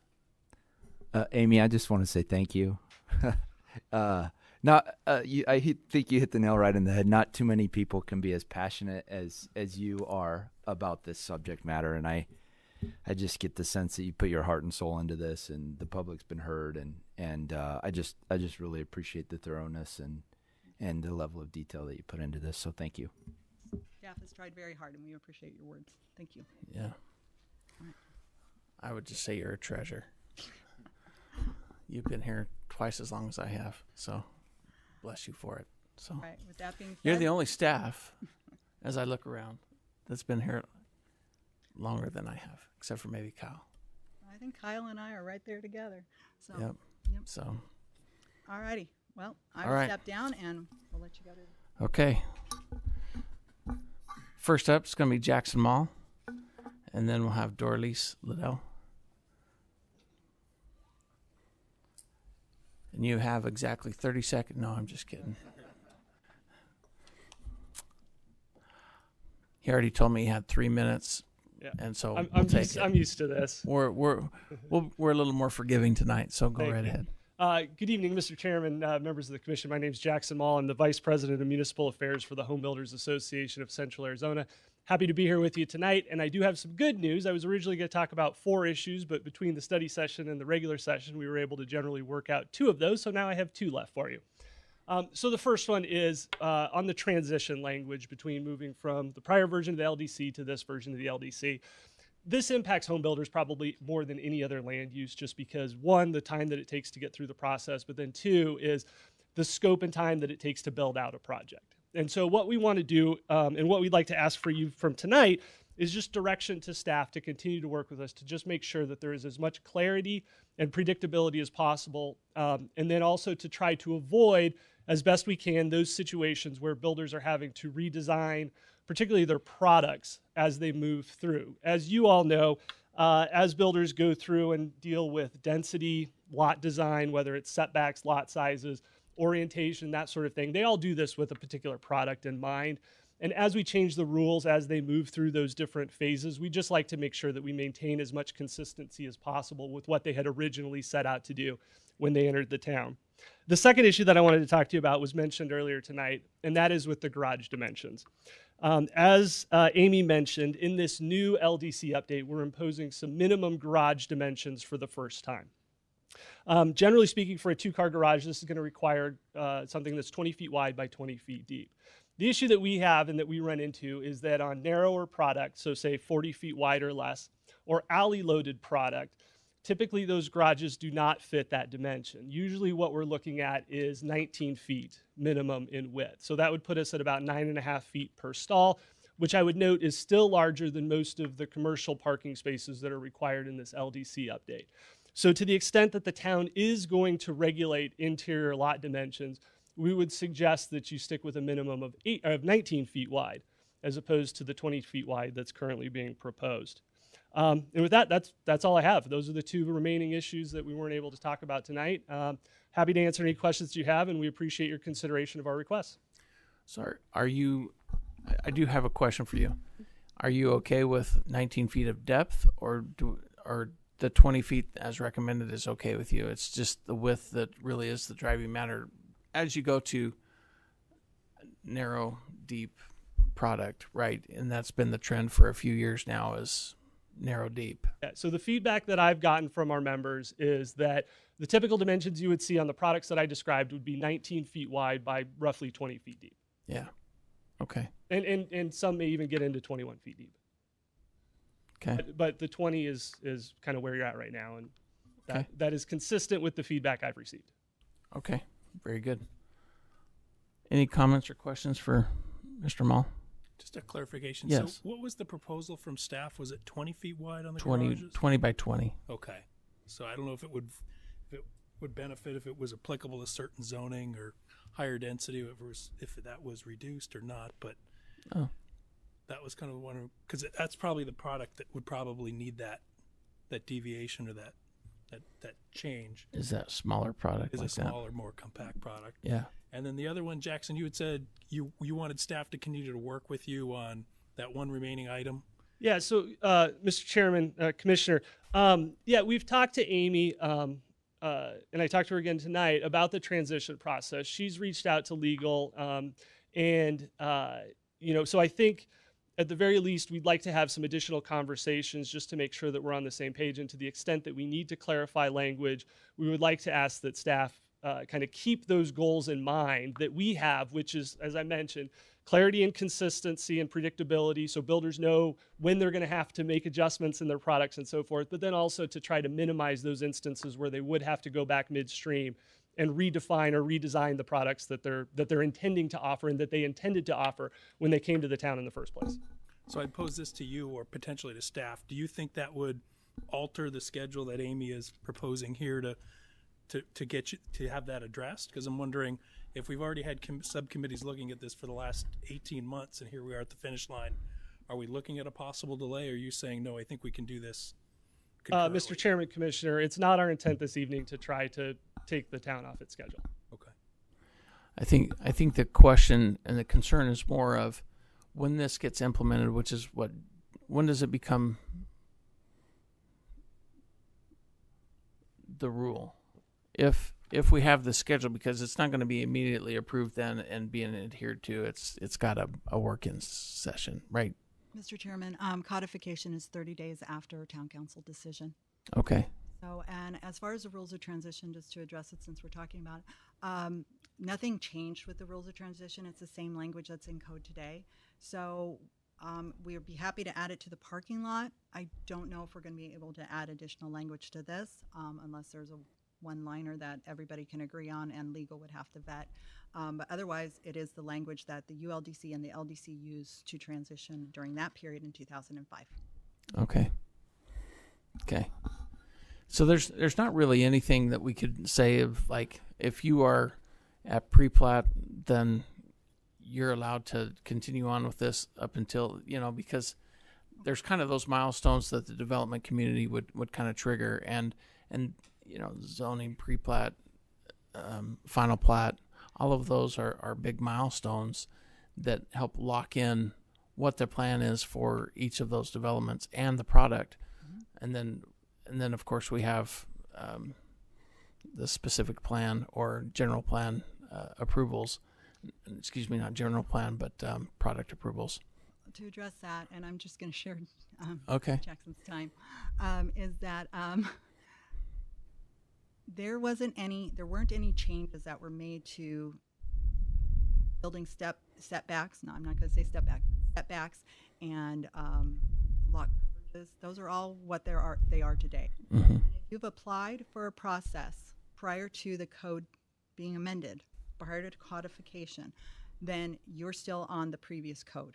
Okay. If you apply for it after, you're on the new code. We're letting everyone know, this has been coming, we're trying. But for the most items that would affect home builders, nothing has been changed. So I don't believe that there would be a major impact in any way, shape, or form to the home builders out there today. And the PADs obviously are still a legal ordinance. They're set. That's not changing by code. So the things that would affect, off the top of my head, the most would be the solid roof covering over the mandatory required open space. The rest of it can be open, and I will add clarification language to that, and the garage size, which staff would be amenable to 19 wide by 20 deep. Okay. And other than that, really don't think anything else has been changed that would affect that. I recognize his concern, but I think we're clear. I had that same opinion as well. So yes, appreciate the concern, but didn't see any conflict necessarily. And I think you agree with that too, but just wanted to address it just because you've had enough of your members bring it up and say, hey, there's some things going on out there. Please go warn them. Yeah, Mr. Chairman, I think that's exactly it, is that, as our members read through the draft, and this is not unique to this draft. Whenever any city or town changes zoning ordinance, building code, whatever it is, the first question I get is, how does this affect existing applications? Sure. And so we've gotten some additional information back, and I'll just give you one example. In the staff report, there's an explanation of how the transition works. And so one of the things it talks about is after certain points, then it becomes a case-by-case evaluation. Case-by-case evaluation becomes difficult for us to evaluate because, again, getting back to clarity and certainty, we don't necessarily know how those case-by-case analyses are going to shake out. And so I think that's part of what led to the discussion for this evening's purposes. But, back to Amy's point, there was not a tremendous amount of changes, which is why I'm only here with 2 comments for you tonight. Yeah. Okay. Thank you. All right. Appreciate it. Thank you very much. You bet, Jackson. Okay, Doralice.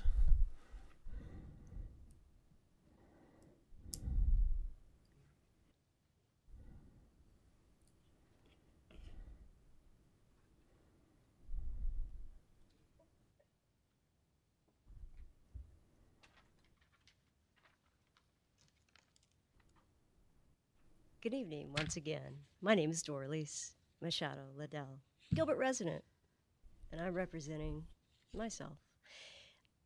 What I want to talk to you today, one of the issues that I just saw was regarding the SF8, and I think Amy presented a chart or a graph and about the red, and we were talking about the red and the yellow. my concern is on that. I own some properties, 2 of them, in which I have that very same situation. And it's extremely difficult because where the red line, the lot 0 line, what happens is they build to the lot line, and then you have the ability to go and, paint your house, but you have to give them notice. However, what they do is they plant right next to the house of my house, of that lot line. And I don't know, and maybe Amy can, kind of explain it, but there isn't anything that I could find that did not allow the builder or the property owner to plant 1 foot from the structure itself.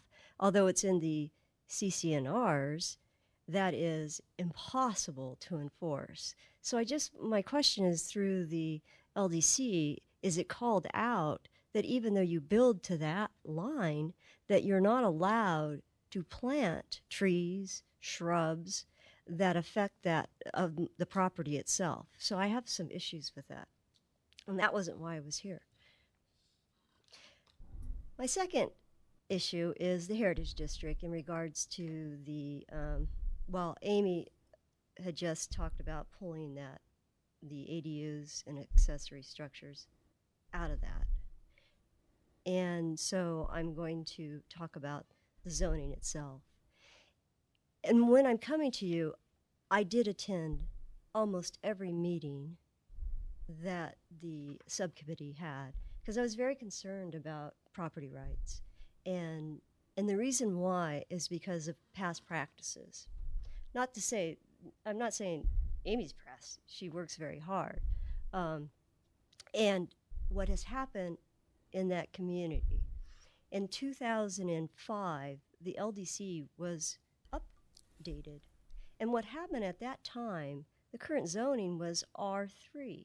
So in my neighborhood, there are apartments, duplexes, triplexes, 2 houses on 1 lot, single-family homes, all within this, and in the Heritage District itself. So in 2005, I heard that. In 2000, is that my little dinger? No. Okay. In 2005, when it changed the zoning for that residential area, and it went to SF6, which made the land impossible to build on. Impossible. There were lots that were completely unbuildable. The lots could not even meet the SF6 because of widths and everything. So in 2006, the property rights proposition, I think it was 206, passed. That would have never, ever happened after 2006. Basically took away the property rights of the homeowners. So after I tried to build or remodel and redevelop, it was unbelievable. I had to get variances. And then after all that, going through the process, planning, redevelopment, staff, in 2017. You have about 2 more minutes. 2017, it was changed. So what I'm saying is, now here we are in 2021. What I fought for is that we keep what we have and not change it. And that is in regards to the height and stories. So if you change the height and stories, I understand right now we want 2-story. It's recommended, the design guidelines, it's all recommended. And that is a change in the LDC to have, because you're changing the amount from the stories. So what I ask is that to stay the same, because the LDC, this is 2021. It's going to be here for quite some time. It's not going to be refreshed, or it may be. So that's where I'm coming from, to give the flexibility of the property owner. I know that what is encouraged, but that doesn't necessarily mean it doesn't allow flexibility in the Heritage District. So those are the 2 things that I'm here to speak on. And if you'd like to ask me any questions, just like you. Okay. I have no problem. Thank you. So the 0 and 5 setbacks, and then the stories, multiple stories in height in the LDC. Well, everything that's currently the overlay as it exists is, and it's on the SF 8. HDSF 6 now. That's what they're calling it. But I think that it just needs to stay and provide more of the flexibilities. Setbacks need to just stay where they're at. I'm fine with that. That doesn't, unless it's changed. But. Okay. All right. All right, Amy. You want to address her concerns and clarify a little bit? Certainly, Mr. Chairman. Let's start with the ADUs. I just want to clarify one thing that Ms. Liddell said. I've agreed to remove the accessory dwelling unit component and put that in, but the accessory structures are not the same as accessory dwelling units. They're two totally separate in code today, and they're two totally separate things in the LDC Refresh. I did realize that because the table had the ADUs directly under the accessory table and they weren't separated, I could understand how people were misunderstanding that. And then we actually got more than one comment where I think that was misunderstood. So we have now separated those tables to make it very clear that they're independent, and we've added a table number to it so that accessory dwelling units have their own table number. But it'll go back to secondary. I'm going to have to amend the table to speak to guest quarters and secondary dwellings. So there will be a change there. But I have separated the tables and added. So I just wanted to clarify that so there was no misunderstanding that accessory structures are different than ADUs. Okay. Yeah, secondary dwelling is going back in, and the ADU is coming out, but accessory structures are staying where they're at. Okay. I just want to make sure that there's no misunderstanding. Okay. Okay, we got that. 2-story in the Heritage District SF6, SF7. I explained to you during the presentation why. I understand the residents' concerns, and I know that applying those architectural standards was a hard discussion during the design guidelines. I'm leaving it at the Planning Commission's recommendation of where I go from there. We can leave it as it is today, 36 feet, no stories defined. That is what is in code today. We were recommending 36 feet, 2-story. That is what is in the refresh. I will take whatever direction you give me. It seems to me that the 36 feet 2-story allows for a peaked roof and pitched roof. If somebody went to a flat roof, they could get a 3rd story in that 36 feet. But if you're doing a peaked roof, you're not going to get 2 stories out of 36 feet. Not likely. I guess you could. Yeah, most but 2-story buildings here in town, when the residential home builders come through, we're seeing anywhere from 21 feet, sometimes even 19.8, all the way up, and a 2-story is usually around a little less than 30, 28, 29 feet, depending on the pitch of the roof. I think I'm stating that fairly correctly. And so a 3-story, that's where you get into the 30s. Usually with a flat roof, you're talking more of a modern contemporary architecture, which was not the direction that some of the residents keeping wanted with what's to go. going on in the neighborhood. So trying to keep the pitch roofs, trying to keep that 3rd floor down. One of the questions that I was asked by Ms. Liddell earlier was, what if I want to do a roof deck? And I did think about that. I mean, I listened. And so if you're not building a structure on the top of your building, and you're just putting a roof deck, just think of it as a deck or a balcony or whatever, but it's on the roof. As long as you have the lip around it so nobody's falling off, there's nothing that says you can't. You know, now architecturally, have you made it blend in with one of those architectural styles proposed? Maybe if you do mission style, yeah, it could work. So I don't think that would prohibit you from doing your roof deck. So I did want to address that, but that is my understanding of it. So I'm just looking for direction on keeping the 2-story or removing it and just leaving the 36 as it is today. So I have a question, and this is probably for Ms. Liddell with regards to, I'm struggling to understand what the issue is with putting the 2-story restriction on it, other than I guess what Amy just said with regards to a rooftop deck. I mean, I can't imagine down in the Heritage District somebody wanting to go to 3 stories. I mean, unless they're looking for a multifamily type situation, and a lot of those lots are really skinny, so then it's kind of bodes the question of why would you want to, and how could you stay within the character of the area by going 3 stories? So I guess my question would be, if we're keeping it at 36 feet, but limiting it to a 2-story 36-foot versus a 36-foot open-ended, I'm struggling to understand what the issue is. And I don't know if that's a question you can answer. I mean,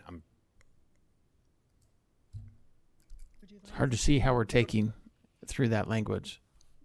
In my mind, with small lots, a character area that we're trying to preserve the heritage of, and the character of that because of its heritage nature, then how do we address I don't, that? So I don't necessarily feel like we're restricting the homeowner in any way, shape, or form with regards to that, because I don't know.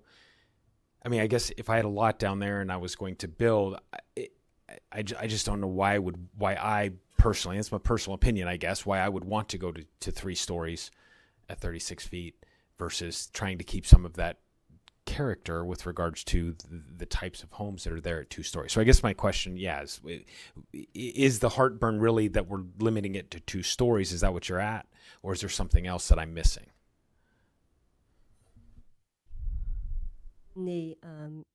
The proposal, when they did it in 2017, it was regarding density and having building the smaller lots and going up, and so within that, in 2017, we did not have the design guidelines. They did not exist.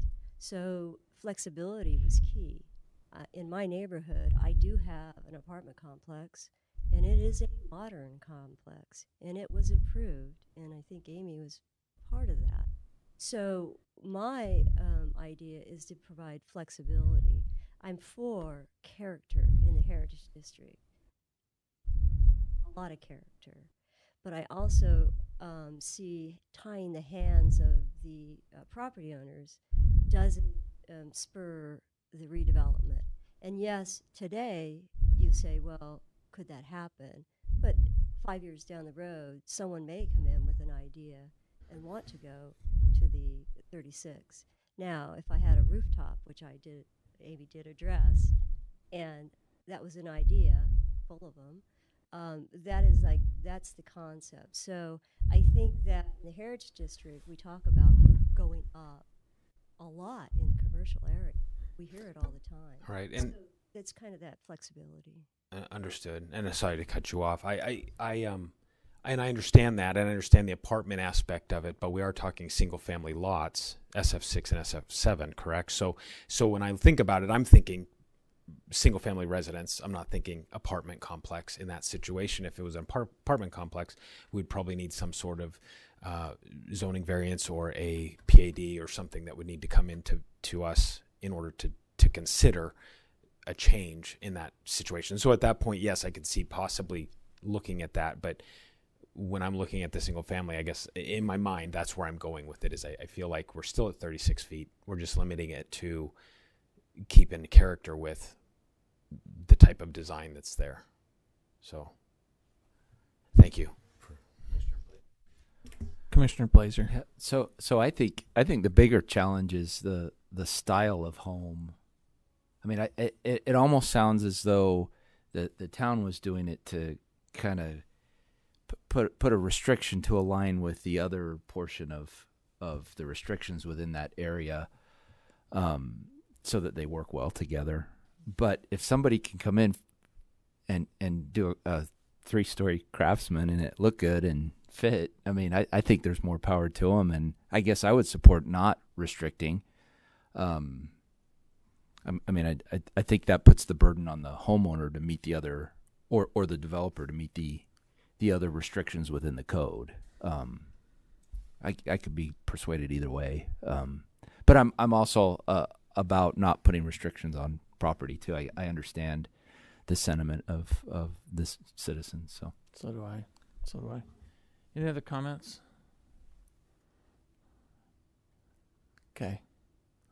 I I tend to agree with Commissioner Blazer that it just sounds like we have all of these overlays, and specifically in the Heritage District, and this one would allow this weird thing to pop up in the middle of all of this. And my opinion of zoning is, as long as neighbors are being neighborly, there's no need for zoning codes, and there's no need for HOAs. But there's HOAs and zoning codes because there has been cases in the past where neighbors were not neighborly, and they just built whatever they wanted without care or concern for their neighbors. And it sounds like this is one of those things where we see this anomaly being able to poke up and be impactful to the area, to what we're trying to create and what we've put in other plans and other guidelines. And we're just trying to solidify that so that it maintains that and brings it so that that's not an option. And I hear the concern. We are making it not an option, and we are perhaps unnecessarily hamstringing a property, but at the same time, it's hopefully for the preservation of the character of the area. So I could be persuaded either way too, and my preference would be to support staff in this one, just because they've spent more time. Amy, you have spent more time on it and thinking about it and working through the issues and discussing it than I have as a planning commission member, and so I would support that and your take on it. So, and I'm just going to add one thing. It might change what you're about to say. I will add that this provision would limit if somebody wanted to do an attic space as a room and a high peaked ceiling. It would limit the third floor because an attic would be considered the third floor. So I will say that. And this was in response to the design guidelines. It was not a subcommittee directed change. So that is why we're specifically addressing it. And yes, could potentially something be well designed. And I will say there is a provision in the heritage guidelines that states if the architecture is not one of the prescribed styles and a little bit different, meaning an amalgamation of styles or something, or staff finds that, I mean, if it was 36 without the story limitation, we could redirect it to the redevelopment commission for input on the architectural style if it's not meeting one of those. But if it is clearly a farmhouse style or clearly a cottage style, then we wouldn't really have a recourse. Is if it's some amalgamated style that we couldn't really put our finger on, or going toward the modern, because the 3-story does lend itself to modern. But I will, yes, there were no guidelines at the time back in 2017 when that amendment was made. 2018, the redevelopment plan went through with a lot of public comment, and trying to preserve the character of the neighborhood was a strong comment, which is where the design guidelines addressed it.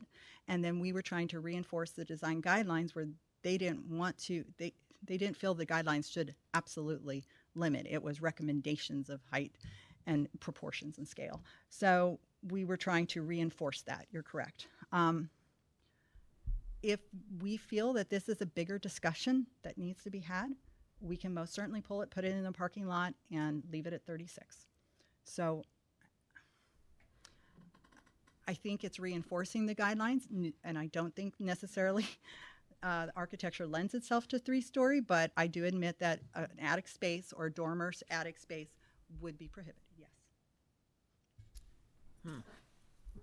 That is an interesting thought, because back in the day when this was all created, there was no way you'd put an attic space up there.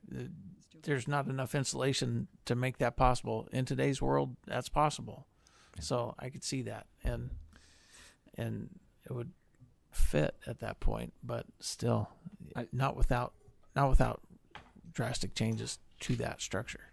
I get the sense too that the clarification was put in there, or the further restriction to avoid the argument whether that's a modern look or something else, right? But if there's an avenue by which those issues can be resolved, if staff feels that doesn't meet the other requirements. It's the wrong kind of style, and it can go to the redevelopment commission for for a group to make a decision on. I would be in favor of not restricting it if there's an avenue to clarify whether or not the code's being met, and enable attic bedrooms and stuff like that. I think there can be some flexibility there. That's my thought. I'd agree. Vice Chair. I mean, the conversation about the attic kind of changes the whole thought process, because when I start thinking about a contemporary and I think about the attic space and whatnot, I mean, I agree. I've lived in a home with an attic, not here in Arizona. I can't imagine one here in Arizona. However, that being said, I mean, to each their own, and I would not want to restrict that if somebody came up with a design that met all the other guidelines. So. I pity the child that has to sleep in that room. They will not be considered the favorite child. So, is that fair enough to say it that way? Any other comments around? Okay, Amy. Just a clarification, so we don't talk too much more on this. So my understanding is we had talked about there was some area, maybe it was a Lacey tract, that said it's primarily single level ranch style housing. So the issue here is not I'm against two-story development. You're just saying let's cap it whatever in the LDC as it stands. Single family or SF6 or SF7 is primarily always 2 stories, correct? And do you cap it at a height? Within the LDC, it's capped at 2-story for the most part until you get to SFD or SFA. So we're maintaining consistency with that zoning within the LDC. Correct. And it's not an issue of, hey, I don't want anybody going vertical above 1 story. No. That's not an issue here. So I would look at it and say, from our standpoint, I think it's consistent with the LDC if you go 2 stories at 36 foot.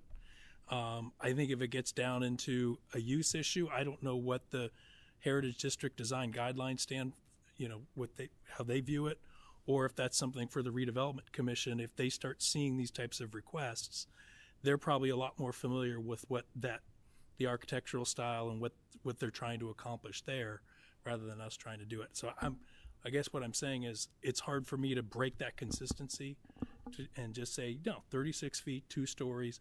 We maintain the consistency with the LDC as they presented. And if it becomes an issue, that's something maybe the Redevelopment Commission wants to take a look at if they're seeing that's an issue that they're starting to see on their agendas. Okay. Does that make sense? Yeah. Amy? So I have a question. Sorry. No, go right ahead. So it was proposed to put a limit to 2 stories, right? Okay. So we're going to put a limit. We would put a limit to 2 stories to align with the rest of the zoning ordinance. Is that what your suggestion is? My understanding is it maintains that consistency for SF6, SF7 districts where it's either up to 2 stories and a certain height. That was my understanding. And that way we're not saying, well, we could do an attic space, we could do a 3rd level, we could do dormers. I think it opens up an invitation for more character if there is. And I certainly agree with that. If that's what they're starting to see in the Heritage District, and that's something that they want to kind of pivot towards, then I think maybe that's something the Redevelopment Commission takes up. Yeah, and that would be my only counter argument to what you said, because I'm all about consistency, but when there's a special area where you want to promote character, I could see it being a little bit different. So yeah. I would say somebody's controlling my button and have me shut off. But Amy, which would be more limiting? I mean, if we go to 36 feet, 2 stories, is there less ability of a property owner to come in and actually have a conversation of changing that? Or if we just leave it at 36 feet without the 2 stories, but then we have, I mean, which one gives the property owner, I guess, more leeway, which I believe would be not have the 2-story limitation in there, however, allows for some semblance of control with regards to what that character looks like within the area.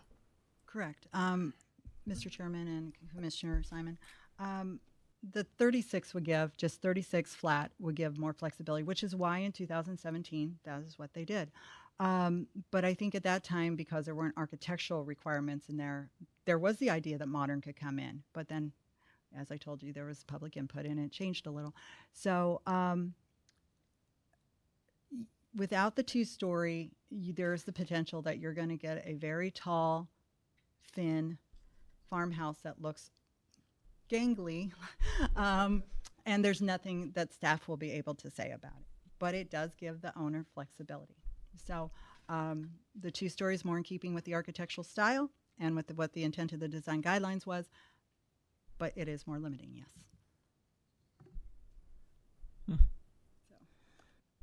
I'm not making the decision. I say the mud is thick within my brain right now. Yeah, thanks. This Thanks for sounds allowing great. us to experience the passion that you feel regularly. You know, this is all good. No, it's been good to walk through this, and thanks for being patient to walk us through it, and for bringing it up, Miss Liddell. But So can I ask one more quick yes, question? please. So if we talk about this through the LDC refresh, if we're keeping the consistency here, 36 feet, 2 stories, that would be applicable all throughout the town, not just Heritage District or anything. Are we specifically singling out this Heritage District, or are we saying, well, now we're opening up the possibility in another area of town, as maybe as part of an HOA, where somebody says, well, I want to redesign my house to, have this feature, a 3rd story or up to 36 feet. I'm saying, are we opening up that can of worms too, if we don't specify? As of right now, the Heritage District has a special provision. Okay, so this is for the specific height to that is there today. In the other SF districts around the town, unless modified by a PAD that I cannot necessarily think of one off the top of my head that was an SF6 or SF7 that modify that, and staff behind me, correct me if I'm misspeaking, I believe SF43 through SF6 is 2-story by right, and there's no 3-story provision within those zoning districts. It's not until you get to SFD or SFA, the more intensive, where you pop up to the 3rd floor. So this is just specific to the Heritage District? Yes. Okay. And if you changed it to 2-story, it would be consistent with the rest of the town. Okay. Then I propose, I don't know if you do this by motion because this is an administrative item. It's not anything, so. But I do need direction, Mr. Chairman. So then the if direction, you want to do a show of hands or okay. It's not a non-official vote, but I would like some direction. Very good. That's what I was looking for. I needed that direction. So I'm of the opinion that we should, for consistency purposes, because that's what we've created is all of these documents that Amy is referring to. Those have been created under our purview, and we've approved those. Some have been voted on, other things, but for consistency purposes, I would recommend that we do the 36 feet and 2 stories because I think that makes it consistent across the town. Now, that's my recommendation. Yes. One question, Amy, is this went to the Redevelopment Commission. So what did the Redevelopment Commission, what was their suggestion? They have not specifically discussed this item because public comment hadn't been gathered at that point. So if you would prefer to defer I can't believe I'm saying this. If you would prefer to ask their Amy, opinion, I'm not going to hold you to this. We're going to make a decision problem with tonight. that is I have to have the draft document ready to go. So that would be an amendment in their recommendation. So it wouldn't be necessarily an amendment to the document that moves forward back to you, but it would be a markup that they're making as a recommendation with their recommendation to you, which then you would then accept and then make a recommendation to council with. So I either change it now or I change it after they talk about it and we debate it for an hour.